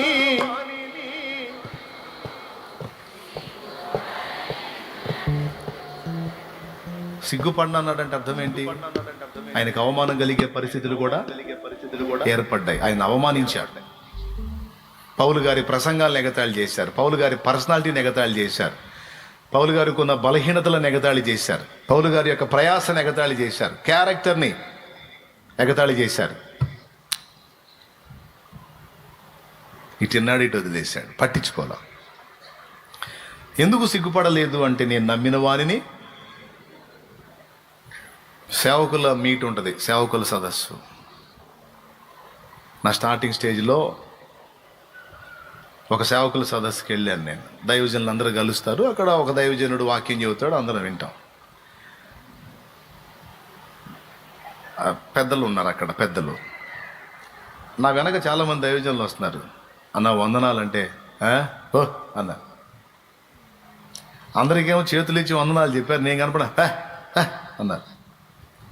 వాళ్ళందరి ముందు పరువు పోయింది నాది.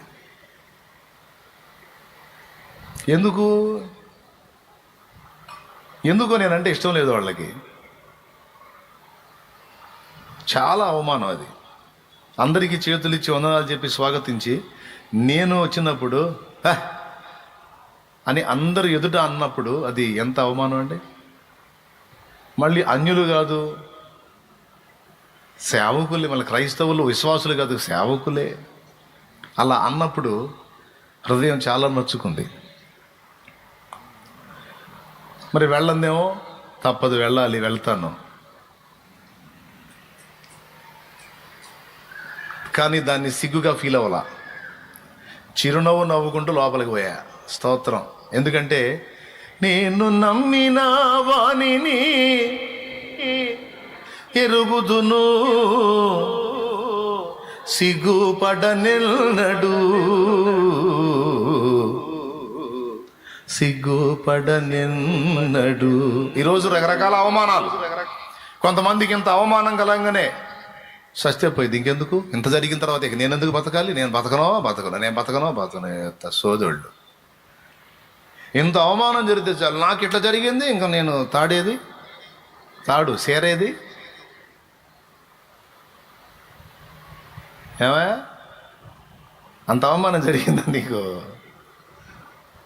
దేవుడిని ఎరగనోడు అట్ట అన్న అర్థం ఉంది వాడికి, దేవుడు తెలియదు కాబట్టి. నువ్వు దేవుడిని ఎరుగుండి ఎవడో నిన్ను అవమానపరిచాడని కూడు నీళ్లు మానేసి దిగులు పడి జుట్టు పీక్కుంటుంటావా? నమ్మినోడిని ఎరగవంటాయా? నీ భక్తి నీకు ధైర్యం పుట్టించదంటాయా? నవ్వుకుంటా లోపలికి పోయినా అవమానం. మరి అందరి ముందు గాలి తీశాడు పాపం నిలువున, అందరు నాకెళ్ళి చూసే అబ్బో అంటే మరి బాధ కదా. నవ్వుకుంటూ పోయా లోపలికి. అక్కడున్న సేవకులంతా కలిపి ఒక 120, 130 కూర్చున్న తర్వాత ఆయన అంటున్నాడు, ఏయ్ డోంట్ ఫీల్. నాకు తెలుసుగా ఆయన మా మహానుభావుడు పిచ్చిమారాజు. లోపల హృదయంలో కొంచెం ఇబ్బంది పడుతున్నానని అర్థమైంది. ధైర్యం వెన్ను తట్టాడు. ఇక్కడ సదస్సుకు వచ్చావు ఇప్పుడు నువ్వు, అయితే నీకే నేను ఒక సేవకుల సదస్సుని ఓన్గా నీకు ఇస్తాను పో అన్నా. అక్కడ ఉంది 120, 130 మంది. ఈరోజు డైలీ మంత్లీ జరుగుతున్న సదస్సుకు హాజరయ్యే వాళ్ళ సంఖ్య 200 పైచిలుకు. ఒరే నువ్వే ఒక సేవకుల సదస్సు అయిపోతావు పోరా. ఏంది నీకు ఇంకేం కావాలి? నాకేం కావాలి తండ్రి, నువ్వు ఉన్నావుగా. అయినా కాకపోయినా నాకేం చింత లేదు. 10 మంది ముందు నాకు అవమానం అప్పచెప్పావంటే నా తల ఎత్తబోతున్నావు, నాకు తెలుసు. నీకు స్తోత్రం. అట్ట కదయ్యా అనుకోవాల్సిందే. కూడు నీళ్ళు మానేసి దిగులు పడి కూర్చుంటా సిగ్గుందంటాయా నీకు అని నేను అడగాలి, కానీ అడగను. ఎందుకంటే ఆల్రెడీ సిగ్గు కలిగి ఉన్నావు నువ్వు. దేవునికి స్తోత్రం. అవమానపరిస్తే అవమానపరచని, నిందిస్తే నిందించని, ఎగతాళి చేస్తే ఎగతాళి చెయ్యని, విమర్శిస్తే విమర్శించని, అబద్ధ ప్రచారాలు చేస్తే చెయ్యని. ఏం పర్వాలా, అదిగో పైన ఉన్నాడు. ఎంత అవమానం చేస్తారు అంత ఘనత రాసుకో. అంతే ఇక నువ్వు రాసుకోవడమే. ఇంత అవమానానికి నేను అప్పగించబడ్డాను, నలుగురిలో నవ్వుల పాలయ్యాను. అయితే నేను ఒక్కటి మాత్రం ఎరుగుదును, నా దేవుడు సజీవుడు. ఇంతవరకు నేను సరిగా కనెక్ట్ అవ్వాలి ఆయనకి. ఇదిగో ఇప్పుడు భక్తితో కనెక్ట్ అవుతున్నా. ఇక నా సంగతి నా తండ్రి చూసుకుంటాడు.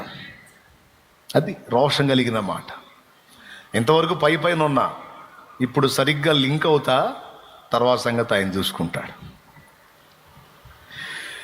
దేవునికి ఎక్కువగా అనుబంధం ఏర్పరచుకునే కొద్దీ, దేవునితో సంబంధం లోతయ్యే కొద్దీ, భక్తి డెప్త్లోకి వెళ్ళే కొద్దీ నెంబర్ 1 ధైర్యం, నెంబర్ 2 విశ్రాంతి, నెంబర్ 3 సిగ్గును లక్ష్య పెట్టాడు. ఎలుగెత్తి యేసును గూర్చి చెప్పడానికి సిగ్గుపడడో. నేను క్రైస్తవుణ్ణి, నేను క్రీస్తు అనుచరుణ్ణి, నేను యేసుకు శిష్యుణ్ణని చెప్పుకోవడానికి సిగ్గుపడ్డావు. అంతేకాదు నలుగురు అవమానపరిస్తే అవమానాన్ని కూడా లక్ష్య పెట్టడు.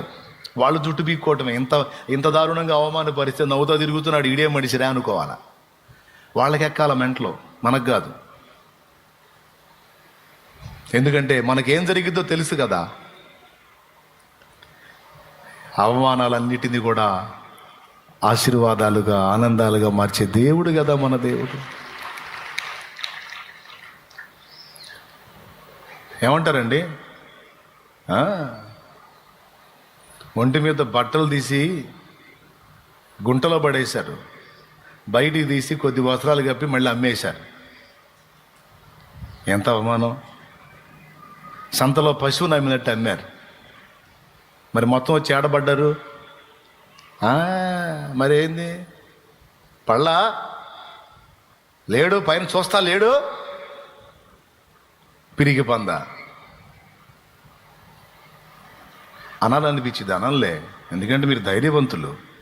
దేవునికి స్తోత్రం. లేడా? ఉన్నాడుగా, చూశాడుగా.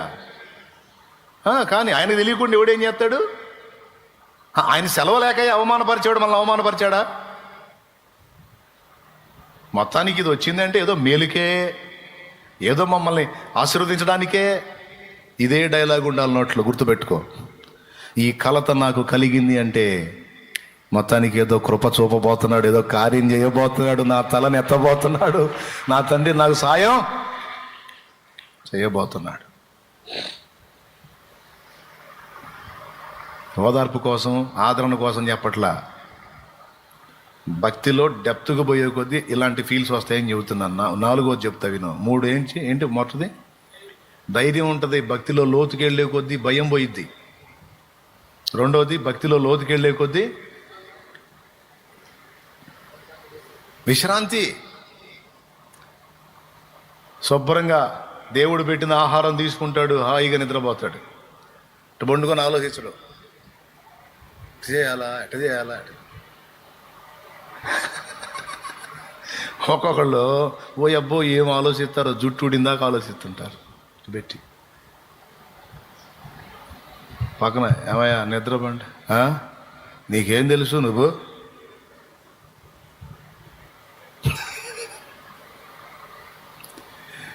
అటు మేసలను ఇటు మేసలను ఇటు మేసలను అటు మేసల్ని. అదేమంటే ఏందంటే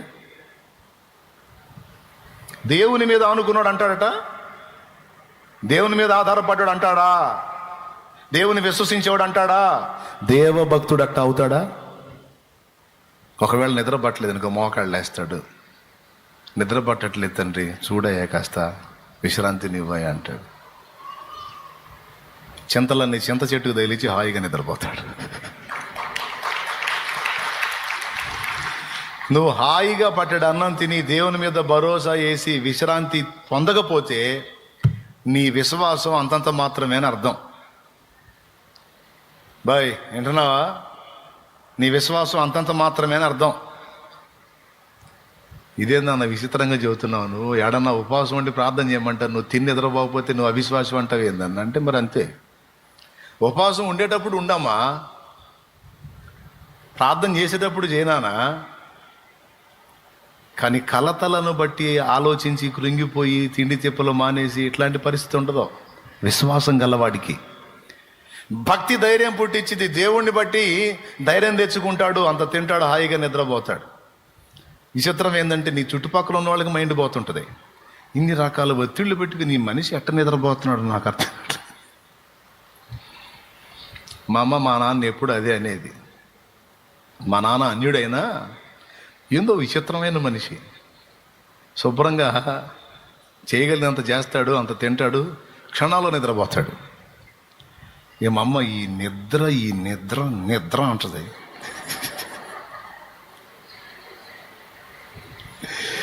ఏమండి ఈ నిద్ర అంటే మానాలేసి ఏం చేయమంట ఏం చేయమంట నువ్వు మెంటలెక్కిన దానిలో తిరుగుతున్నావు కదా, నేను కూడా అట్ట తిరగమంటా. ఏంది నారు పోసిన వాడు నీరు పోస్తాడంట. లోకస్తుడు అన్యుడు, పిచ్చిదానిలా నువ్వు తిరుగుతున్నావు, నన్ను కూడా తిరగమంటావేంది నిద్రాహారాలు లేకుండా. చూడండి అన్యుడే, కానీ దేవుడు ఒకడు ఉన్నాడు, దేవుడే దారి చూపిస్తాడని హాయిగా నిద్రపోగలుగుతాడు. ఈరోజు జీవము గల దేవుణ్ణి నమ్మి నిజమైన దేవుణ్ణి తెలుసుకొని కూడా మళ్ళీ నిద్రలేని బతుకుతున్నావు అంటే అసలు నువ్వు విశ్వాసివేనా? చెప్పు నాకు. అసలు నువ్వు విశ్వాసివేనా? నువ్వు భక్తుడివేనా? భక్తురాలివేనా? ఏ కోశానన్నా భక్తి ఉందా? విశ్వాసం ఉందా? ఉంటే నీకు విశ్రాంతి ఏది మరి? నేను చెప్పిందని అర్థమైందా? నువ్వు విశ్రాంతి పొందట్లేదు, ప్రశాంతతలో లేవు, ఆందోళనలో ఉన్నావంటే నీలో విశ్వాసం లేనట్టే. కలవరంలో ఉన్నావు, కలత చెందుతున్నావు, గడిబిడైపోతున్నావు అంటే ఏది? నీకేం తెలుసురయ్యా మా బాధలో. ఎన్ని టెన్షన్లు, అప్పులు, సమస్యలు, ఇరుకులు, బాధ్యతలు. నేనే మరి ఒట్టికి తిరుగుతుంది ఏమి లేకుండా.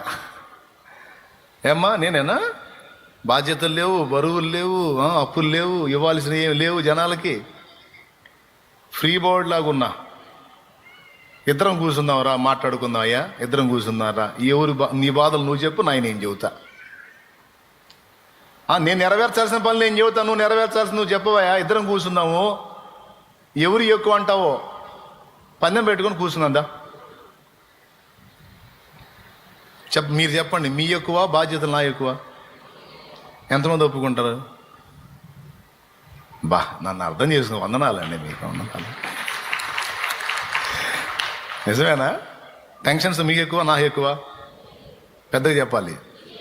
ఎవరు చెప్పారు? టెన్షన్ లేదు, మాట్లాడే పని లేదు. నాకు తెలుసు మీరు మీకు ఎక్కువ అంటారని.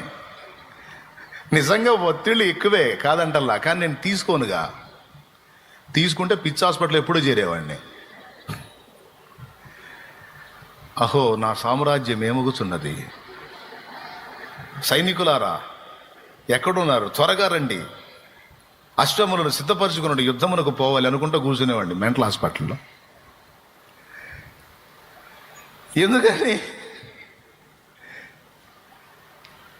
ఎందుకంటే నేను నమ్మిన వానిని ఎరుగుదును,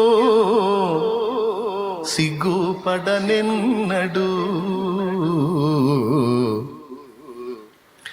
సిగ్గుపడనెన్నడు.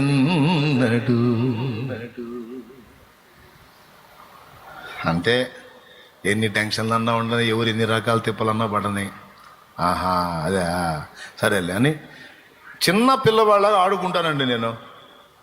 అది కూడా చెబుతున్నాగా, నేను చిన్న పిల్లవాడు చేసే పిల్ల చేష్టలు కూడా చేసుకుంటాను నేను. నాకు ఎవరన్నా అందుబాటులో దొరికితే 4 గోళీలు ఇస్తే గోళీ ఆట కూడా ఆడుకుంటాను నేను. చూసిన వాడికి మెంటలు ఎక్కాల, ఈడే మనిషిరా అని.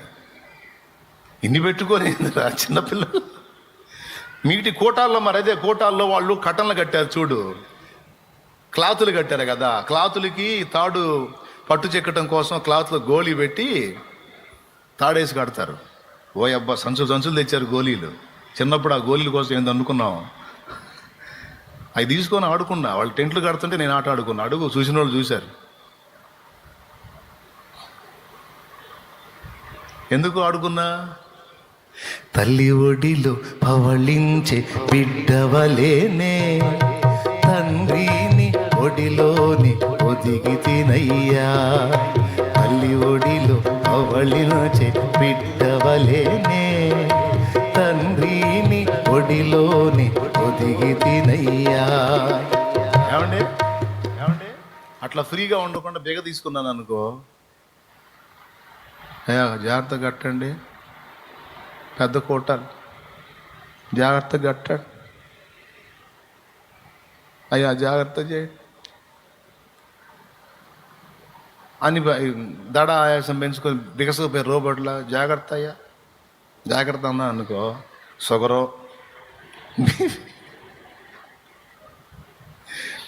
ఈ దడ ఆయాసం పెరిగితే ముందు వచ్చేది అయ్యే, ఇప్పుడు వద్దన్నా వస్తున్నాయి అయ్యే. అన్నీ పెంచుకొని ఇక బెడ్ మీద పేషెంట్లు ఉండి, అయ్యా టెంట్లు కట్టారా, స్టేజ్ వేసారా, జాగ్రత్తగా వేయండి అయ్యా అనాల్సి వచ్చేది. అయితే వేదన లేదు, శోధన లేదు, వేదన లేదు, శోధన లేదు, నీ హస్తం విడువనయ్యా, నే నీ హస్తం. భయమన్నది లేనే లేదు, భయమన్నది లేనే లేదు, ప్రేమతో అడిగితివి, నీ ప్రేమతో అది తల్లి ఒడిలో పవళించి బిడ్డవలేనే.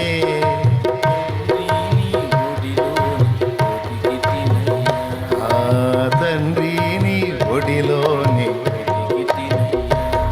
దేవునికి మహిమ. అది చాలేమన్నా నిజంగా ఇంతే చేస్తాడు. నిజంగా నేను చెప్పేది బలిపెట్టిన అబద్ధాలు చెబుతానేంది, నిజం చెబుతున్నాను. నేను ఆయన్ని ప్రేమిస్తున్నా, నాకు ఆయన అంటే ఇష్టం, నా ప్రపంచం ఆయనే. ఆయనకంటే నాకు ఎక్కువ ఏదీ లేదు. ఆయనకంటే ఎక్కువగా ఎవరి గురించి ఆలోచిస్తానో పట్టించుకోను. వాళ్ళు పెద్ద తోపులైనా సరే, చింత తోపులైనా వేప తోపులైనా ఏ తోపులైనా పోండ్రరే అనుకుంటా, నేను ఎవరిని లెక్క చేయను. ఎందుకు? సుప్రీం, ఆ సుప్రీం ఎవరు? సైన్యములకు అధిపతి,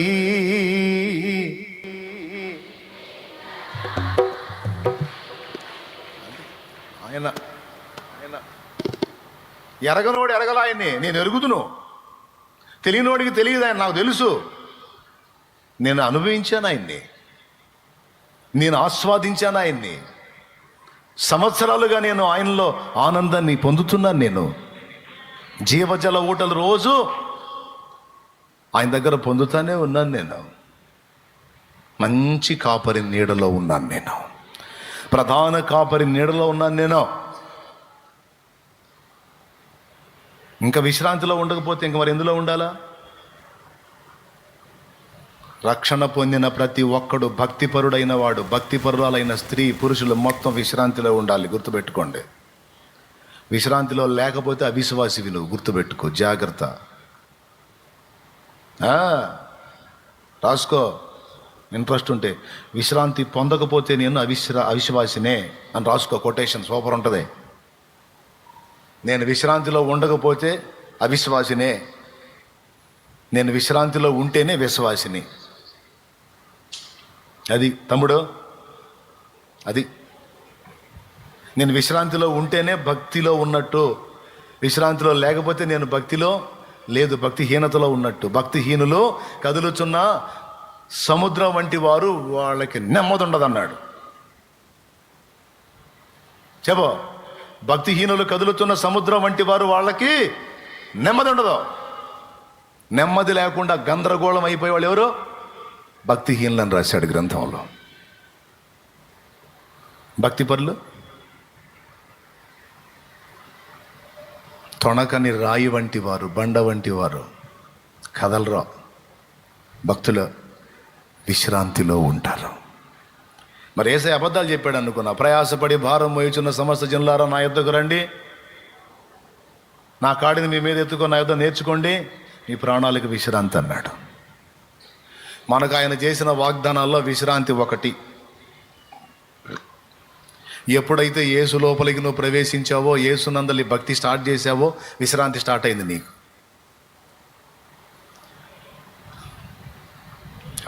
అప్పులు ఎక్కువైనాయి. ఎక్కువైతే అవమానపరుస్తారా? తల ఒక తిట్టు తిడతారా? తిట్టనే. రేపు నువ్వు సాక్ష్యం చెప్పడానికి తిట్లు ఉండాలిగా. మరి ఏం చెబుతావు రేపు? సాక్ష్యం ఏం చెబుతావు శ్రమ లేకుండా? నేనే యేసుప్రభు నమ్ముకోకముందు ఏం లేవు, యేసుప్రభు నమ్ముకున్నా కూడా ఏం లేవు, బాగున్నా అని చెబుతావా? ఈరోజు నీ పరిస్థితులు అలా ఉన్నాయి. ఈరోజు ఈ చేదైన అనుభవాలు రేపు నీకు మధురమైన సాక్ష్యాలు కాబోతున్నాయి. ధైర్యాన్ని వదిలిపెట్టావు అంటే భక్తిలో దిగజారావు అని అర్థం. భక్తిలో కరెక్ట్గా ఉంటే ధైర్యం వెంట ఉంటుంది. భక్తిలో దిగజారావు అంట నీకు రుజువు ఏంటంటే భయపడతా ఉంటావు ఊరకనే. భక్తిలో ఒక మెట్టు దిగావు అంట నీకు రుజువు ఏంటంటే భయం గుప్పెట్లో బతుకుతుంటావు, ఊరకనే భయపడుతుంటావు. చిన్నదానికి భయపడతావు, పెద్దదానికి భయపడతావు. అదే మౌనం, ఇదే మౌనాన్ని. నా ఎదురుగా ఓ చెల్లు ఉంది, నిత్య విశ్రాంతిలో ఉంటుంది. మా అమ్మాయి, దేవునికి స్తోత్రం, హల్లెలూయా. అసలు కూటం జరిగేటప్పుడు కూడా విశ్రాంతిలోనే ఉంటుంది. బంగారు తల్లి, నేను చెప్పే మాటలు అక్షరాలా పాటించిద్ది. నిజంగండి, ఇంటికాడే కాదు, ఇక్కడ కాదు, ఎక్కడైనా సరే, ఇంత పెద్ద కూటం జరుగుతున్నా సరే, స్తోత్రం, హల్లెలూయా. అందరూ అలా ఉండాలని కోరుకుంటున్నాను. నేను ఇక్కడ కాదు, ఇంటికాడ విశ్రాంతి. ఏం చెబుతాను? పిరికితనం, భయం నిన్ను ఆవరిస్తుంది. చిన్నదానికి పెద్దదానికి భయపడతా బతుకుతున్నావంటే భక్తిహీనుడివి, భక్తిహీనురాలివి అని అర్థం. భక్తిలో బలంగా ఉంటే ధైర్యం ఉంటుంది.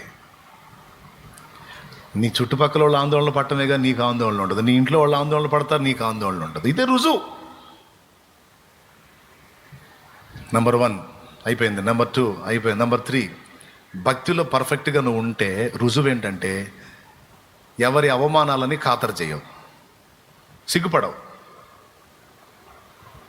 ఏడుసార్లు ఎప్పుండ్రా మీరేదో పగలబడి నవ్వారని నన్ను అవమానపరిచారని నా కిరీటం కింద పడిద్దా? ఆయన ముందు నాకున్న స్థానం నాది. బోడివాడా ఎక్కిపో, బోడివాడా ఎక్కిపో.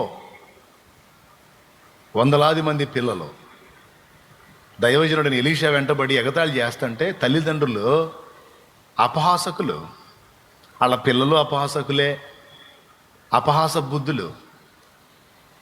పెద్దోళ్ళని ఎగతాళిగా పిల్లలు మాట్లాడుతుంటే లాగి లెంపకాయలియొద్దు, వాళ్ళు కూడా నవ్వుతుండొచ్చు బహుశా. వాడు చూడు మీ వాడు అసలు ఎట్లా లాగుతున్నాడు ఆయన్ని, మో గొడుగ్గాయ్ అని చెప్పని ఎట్లా అనుకుంటున్నారేమో. అవమానపరుస్తున్నారు దైవజనుణ్ణి, తేలిగ్గా మాట్లాడుతున్నారు దైవజనుణ్ణి, హేళనగా మాట్లాడుతున్నారు. బోడివాడా ఎక్కిపో, ఎవరిని? ఎలీషాని, బట్టతల ఆయనకి. బోడివాడా ఎక్కిపో, బోడివాడా ఎక్కిపో. పొయ్యి పొయ్యి పొయ్యి పొయ్యి పొయ్యి చిరాకేసి తిరిగి శపించాడు. అంతే, 2 వచ్చిన ఎలుగుబంట్లు అడవిలోంచి. ఆయన అన్నాడు, వచ్చినాయి. దొరికినాడు చీల్చి పడేస్తే 42 బాలులను చీల్చి వేసినని రాస్తుంది బైబిల్లో.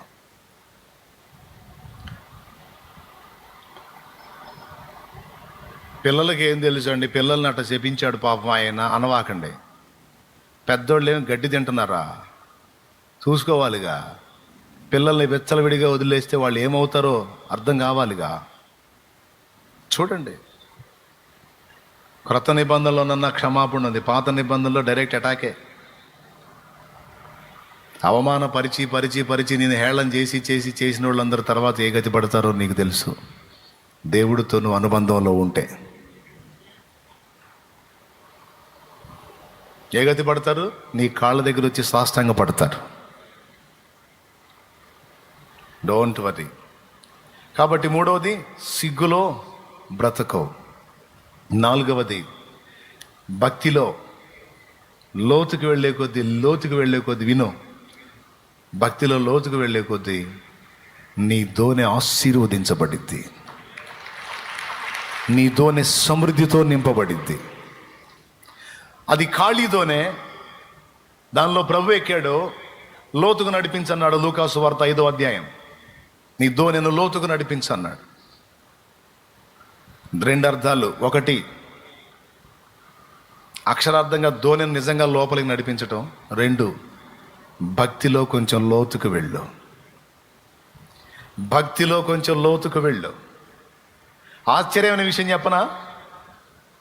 2 దోనెల నిండా చేపలు వచ్చినాయి. పేతురు తిన్నాడా? ప్రజలకు ఇచ్చేశాడా? చెప్పాలి. పేతురు తిన్నాడా? ప్రజలకు ఇచ్చాడా? అదేందండి, మనం వదిలిపెడతాం, పండగ చేసుకో. 2 దోనెల నిండా చేపలు అంటే యేసయ్యా స్తోత్రం, హల్లెలూయో హల్లెలూయో అనుకుంటా, అబ్బాయి లాగండ్రా, ఒడ్డుకు లాగండ్రా అని చేపలన్నీ తీసుకెళ్ళి మార్కెట్లో ఉన్న యేసుబాబు దగ్గర ఉంటావా? శుభ్రంగా 2 కుప్పలు, పెద్ద పెద్ద కుప్పలు పోసి ఆడు కూర్చొని, రావాలి బాబు రావాలి, ఫ్రెష్ చేపలు బాబు, ఫ్రెష్ చేపలు అనుకుంటే వ్యాపారం పెట్టడం ఇక ఏం మాట్లాడకుండా కదలకుండా మెల్లకుండా. ఎట్లా అయిపోయిందో తెలుసా సైకాలజీ? సమృద్ధి ఉంటుంది, నీకు పట్టదు, నేనే తినాలనిపించదు, నాకే దాచిపెట్టుకోవాలనిపించదు, వదులుతూ ఉంటాం ఇక అంతే. మైండ్ అట్ట మారిపోయింది. మరి భక్తుల మైండ్ అట్ట మారిపోయింది. దాచిపెట్టుకుందాం, కుప్పేసుకుందాం, మనమే తిందాం అనుకోరు. సమృద్ధి ఆశీర్వాదం వచ్చింది, ఆ ఆశీర్వాదాన్ని పంచటం మొదలు పెడతారు. ఎలీషా ఏం చేశాడు? ఎడ్లను వధించి అక్కడ ఉన్న వాళ్ళకి ఫుడ్ చేసి పెట్టి జంపు. పేతురు ఏం చేశాడు? 2 దోనెల చేపలండి. కావాలంటే చూడండి, లూకాసు వార్త 5వ అధ్యాయం.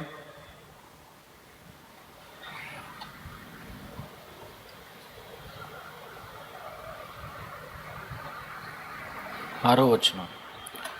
వారు అలాగు చేసి విస్తారమైన ఏమయ్యా, దరిద్రత దరిద్రత, లేమి లేమి లేమి లేమి లేమి అని అల్లాడుతున్నావు. ఎప్పుడన్నా దేవుడు నన్ను దీవించేది ఎప్పుడన్నా? ఆగు, నీ తపం తిరిగి దాగు.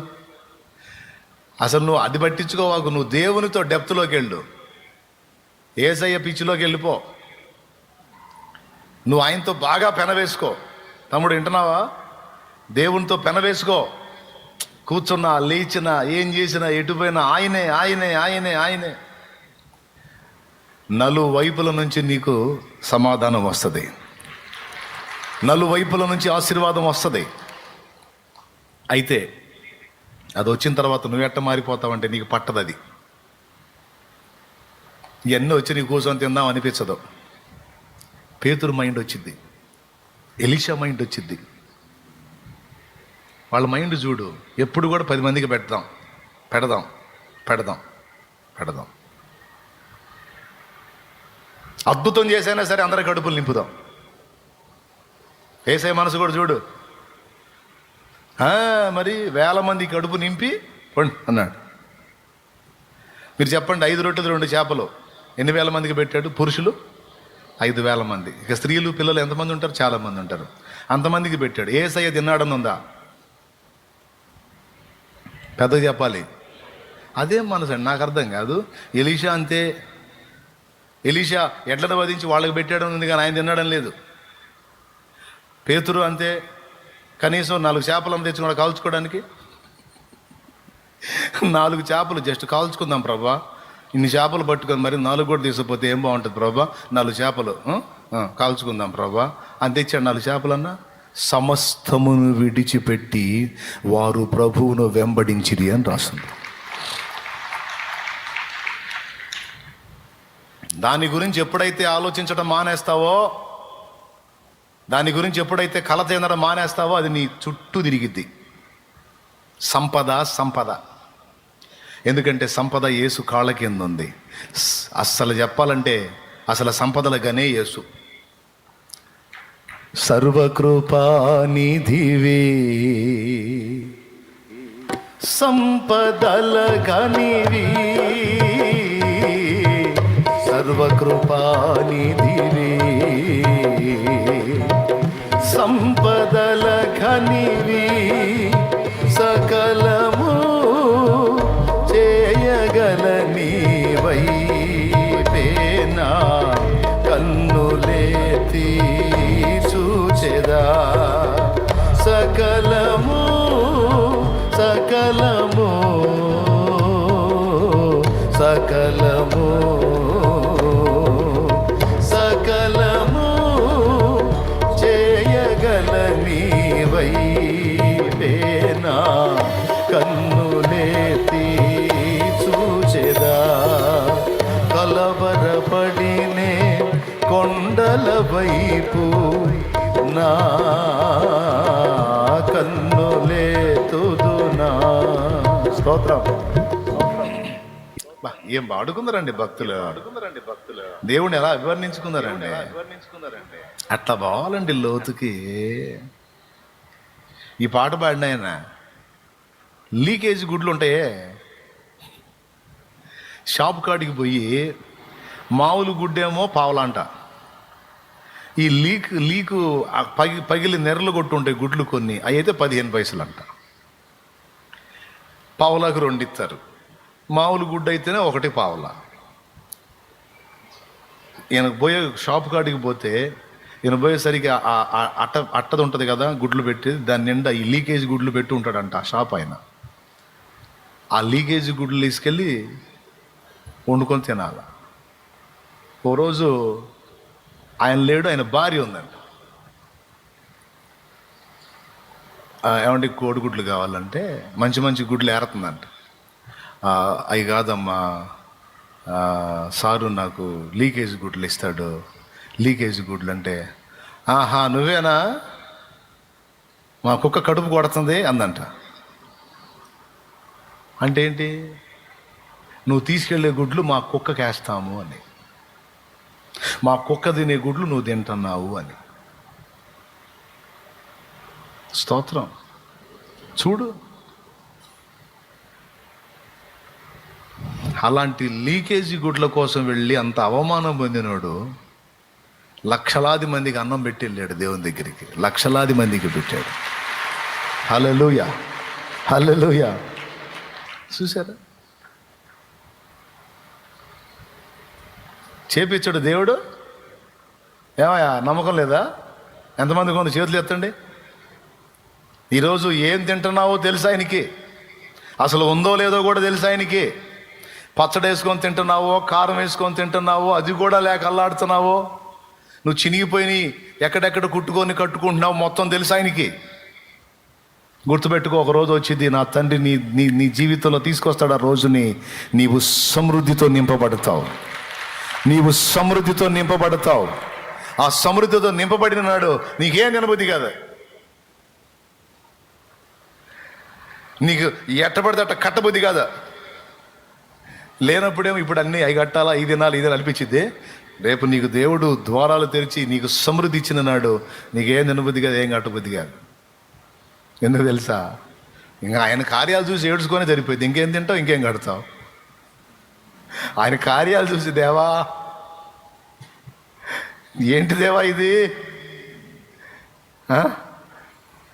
కనికరించావా, నీకు స్తోత్రం అనుకుంటూ ఆయన్ని సన్నతించుకుంటూ ఆయన మయంపరుచుకుంటూ ఆయనలో ఆనందించడమే సరిపోయింది నీకు. ఇక తిండిలో ఆనందం పట్టదు. ఏమో నాకేం తెలుసు, ఎలీషా అంతే చేశాడు, ఏసాయి అంతే చేశాడు, పేతురు అంతే చేశాడు. ఆ ఒక్క మొక్క చదివితే ప్రార్థన చేద్దాం అనుకుంటున్నా, మీరేం చదవకపోతుంటారు. మరి పేతురు వారు అలాగూ చేసి విస్తారమైన చేపలు పట్టిరి. ఎప్పుడు లోతునకు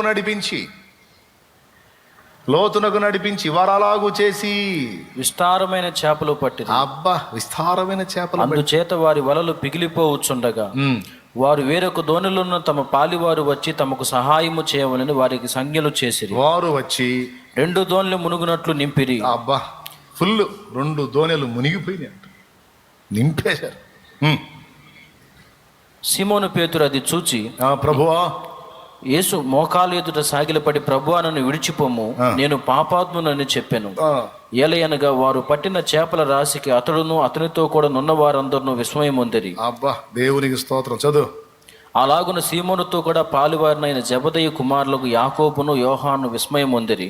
అందుకు యేసు, భయపడకము, ఇప్పటి నుండి నీవు మనుషులను పట్టు వాడవై ఉందుమని సీమోనుతో చెప్పాను. వారు దోణులకు దరికి చేర్చి సమస్తమును విడిచిపెట్టి ఆయనను వెంబడించిరి. అదిగో దరికి చేర్చా, లేకపోతే సముద్రంలో వదిలేసా అంటే అర్థం ఏంటో తెలుసా?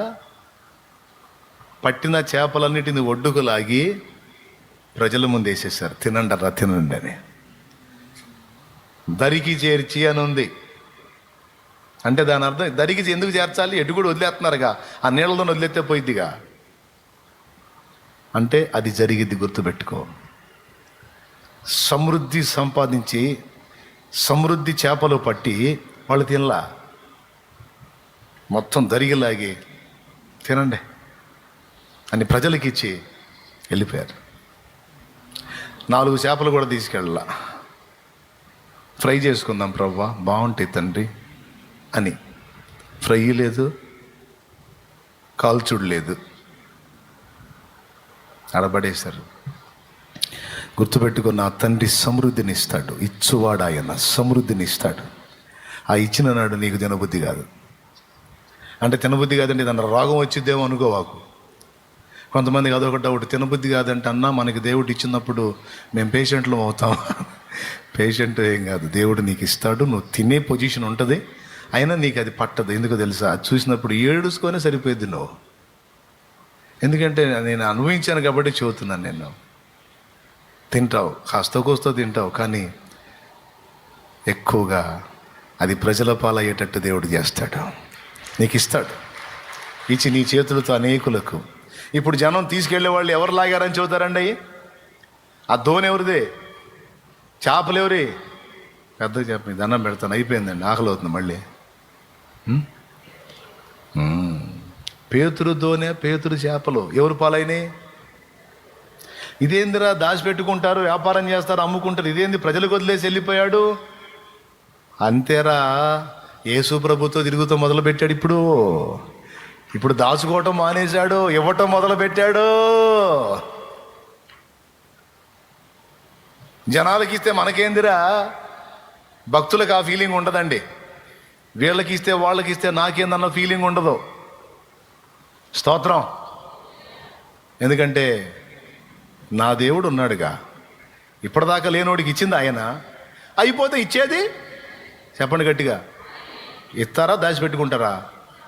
భక్తిలో నువ్వు పరాకాష్ఠగా చేరావు, లోతుకి వెళ్తున్నావంటే ఇక నాది అని ఏది ఉంచుకో, తీసుకెళ్ళి తీసుకో అనేస్తావు. ఆ మనసు వచ్చింది. లోతులోకి వెళ్ళే కొద్దీ అమ్మో ఇది పోతే నాకెట్ట, అది పోతే నాకెట్ట అనిపించదు. బా తీసుకపో, ఆయన ఉన్నాడు నాకు. ఇట్లాంటి 14, 24, ఇట్లాంటి 64, 104, 144 ఇస్తాడు. ఆయన ఉన్నాడు.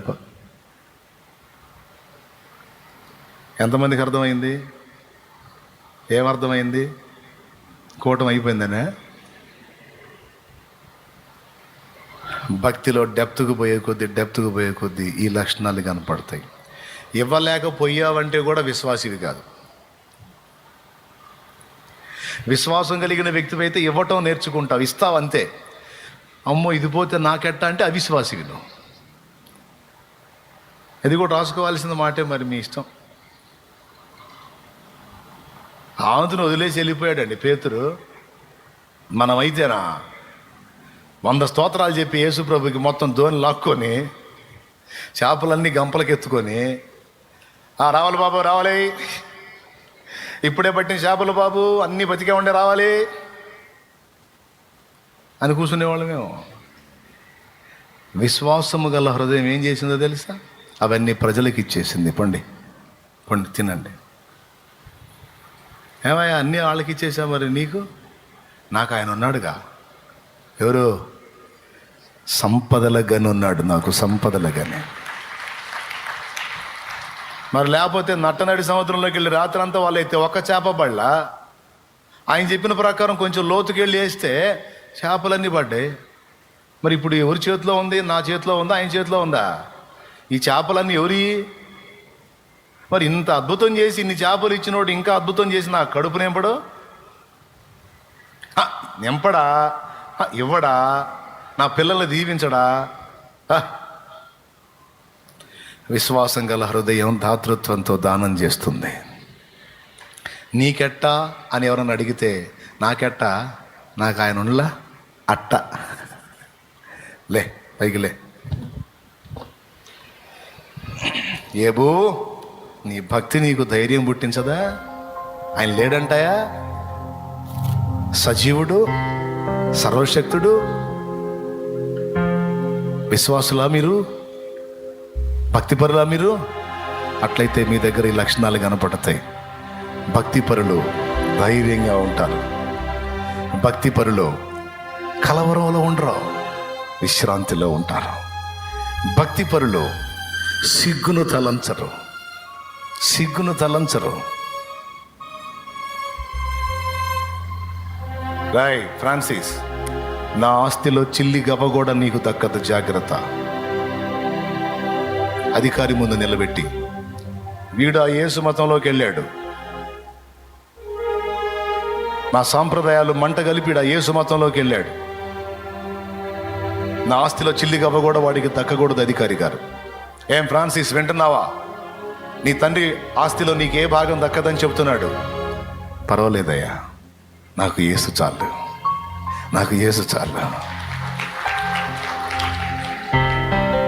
అని వెళ్తున్నాడు. అధికారి గారు, వాడి ఒంటి మీద ఉన్న వస్త్రం కూడా నేను ఇచ్చిందే, వాడి ఒంటి మీద ఉన్న అంగీ కూడా నేను ఇచ్చిందే అన్నాడు. ఆ అంగీని కూడా తీసి అధికారి ముందేసి, ఇది కూడా నాకు అక్కర్లేదు, నాకు యేసు చాలు.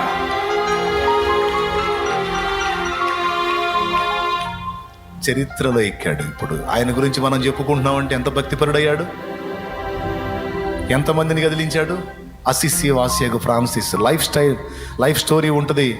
అసిసి వాసియగు ఫ్రాన్సిస్ అనే పేరు మీరు అడగండి, స్టాల్లో మీకు బుక్ దొరికింది, తీసుకెళ్ళి చదువుకోండి ఎలాంటి కార్యాలు చేశాడు.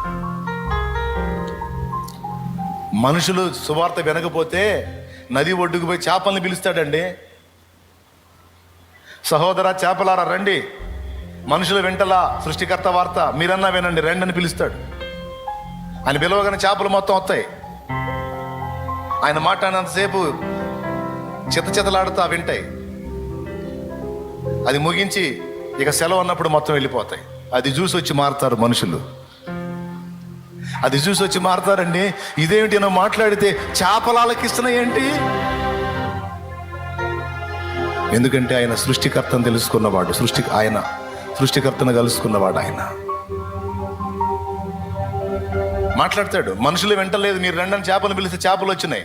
చేపలు వచ్చి ఆయన చెప్పే మాటలు చేపలు వెంటనే చూసి మనుషులు ఆశ్చర్యపోయి ఎవరు సామాన్యుడు కాదని అప్పుడు పరిగెత్తుకుంటూ వచ్చి ఉంటారు ఆయన మాటలు. బుక్ చదవ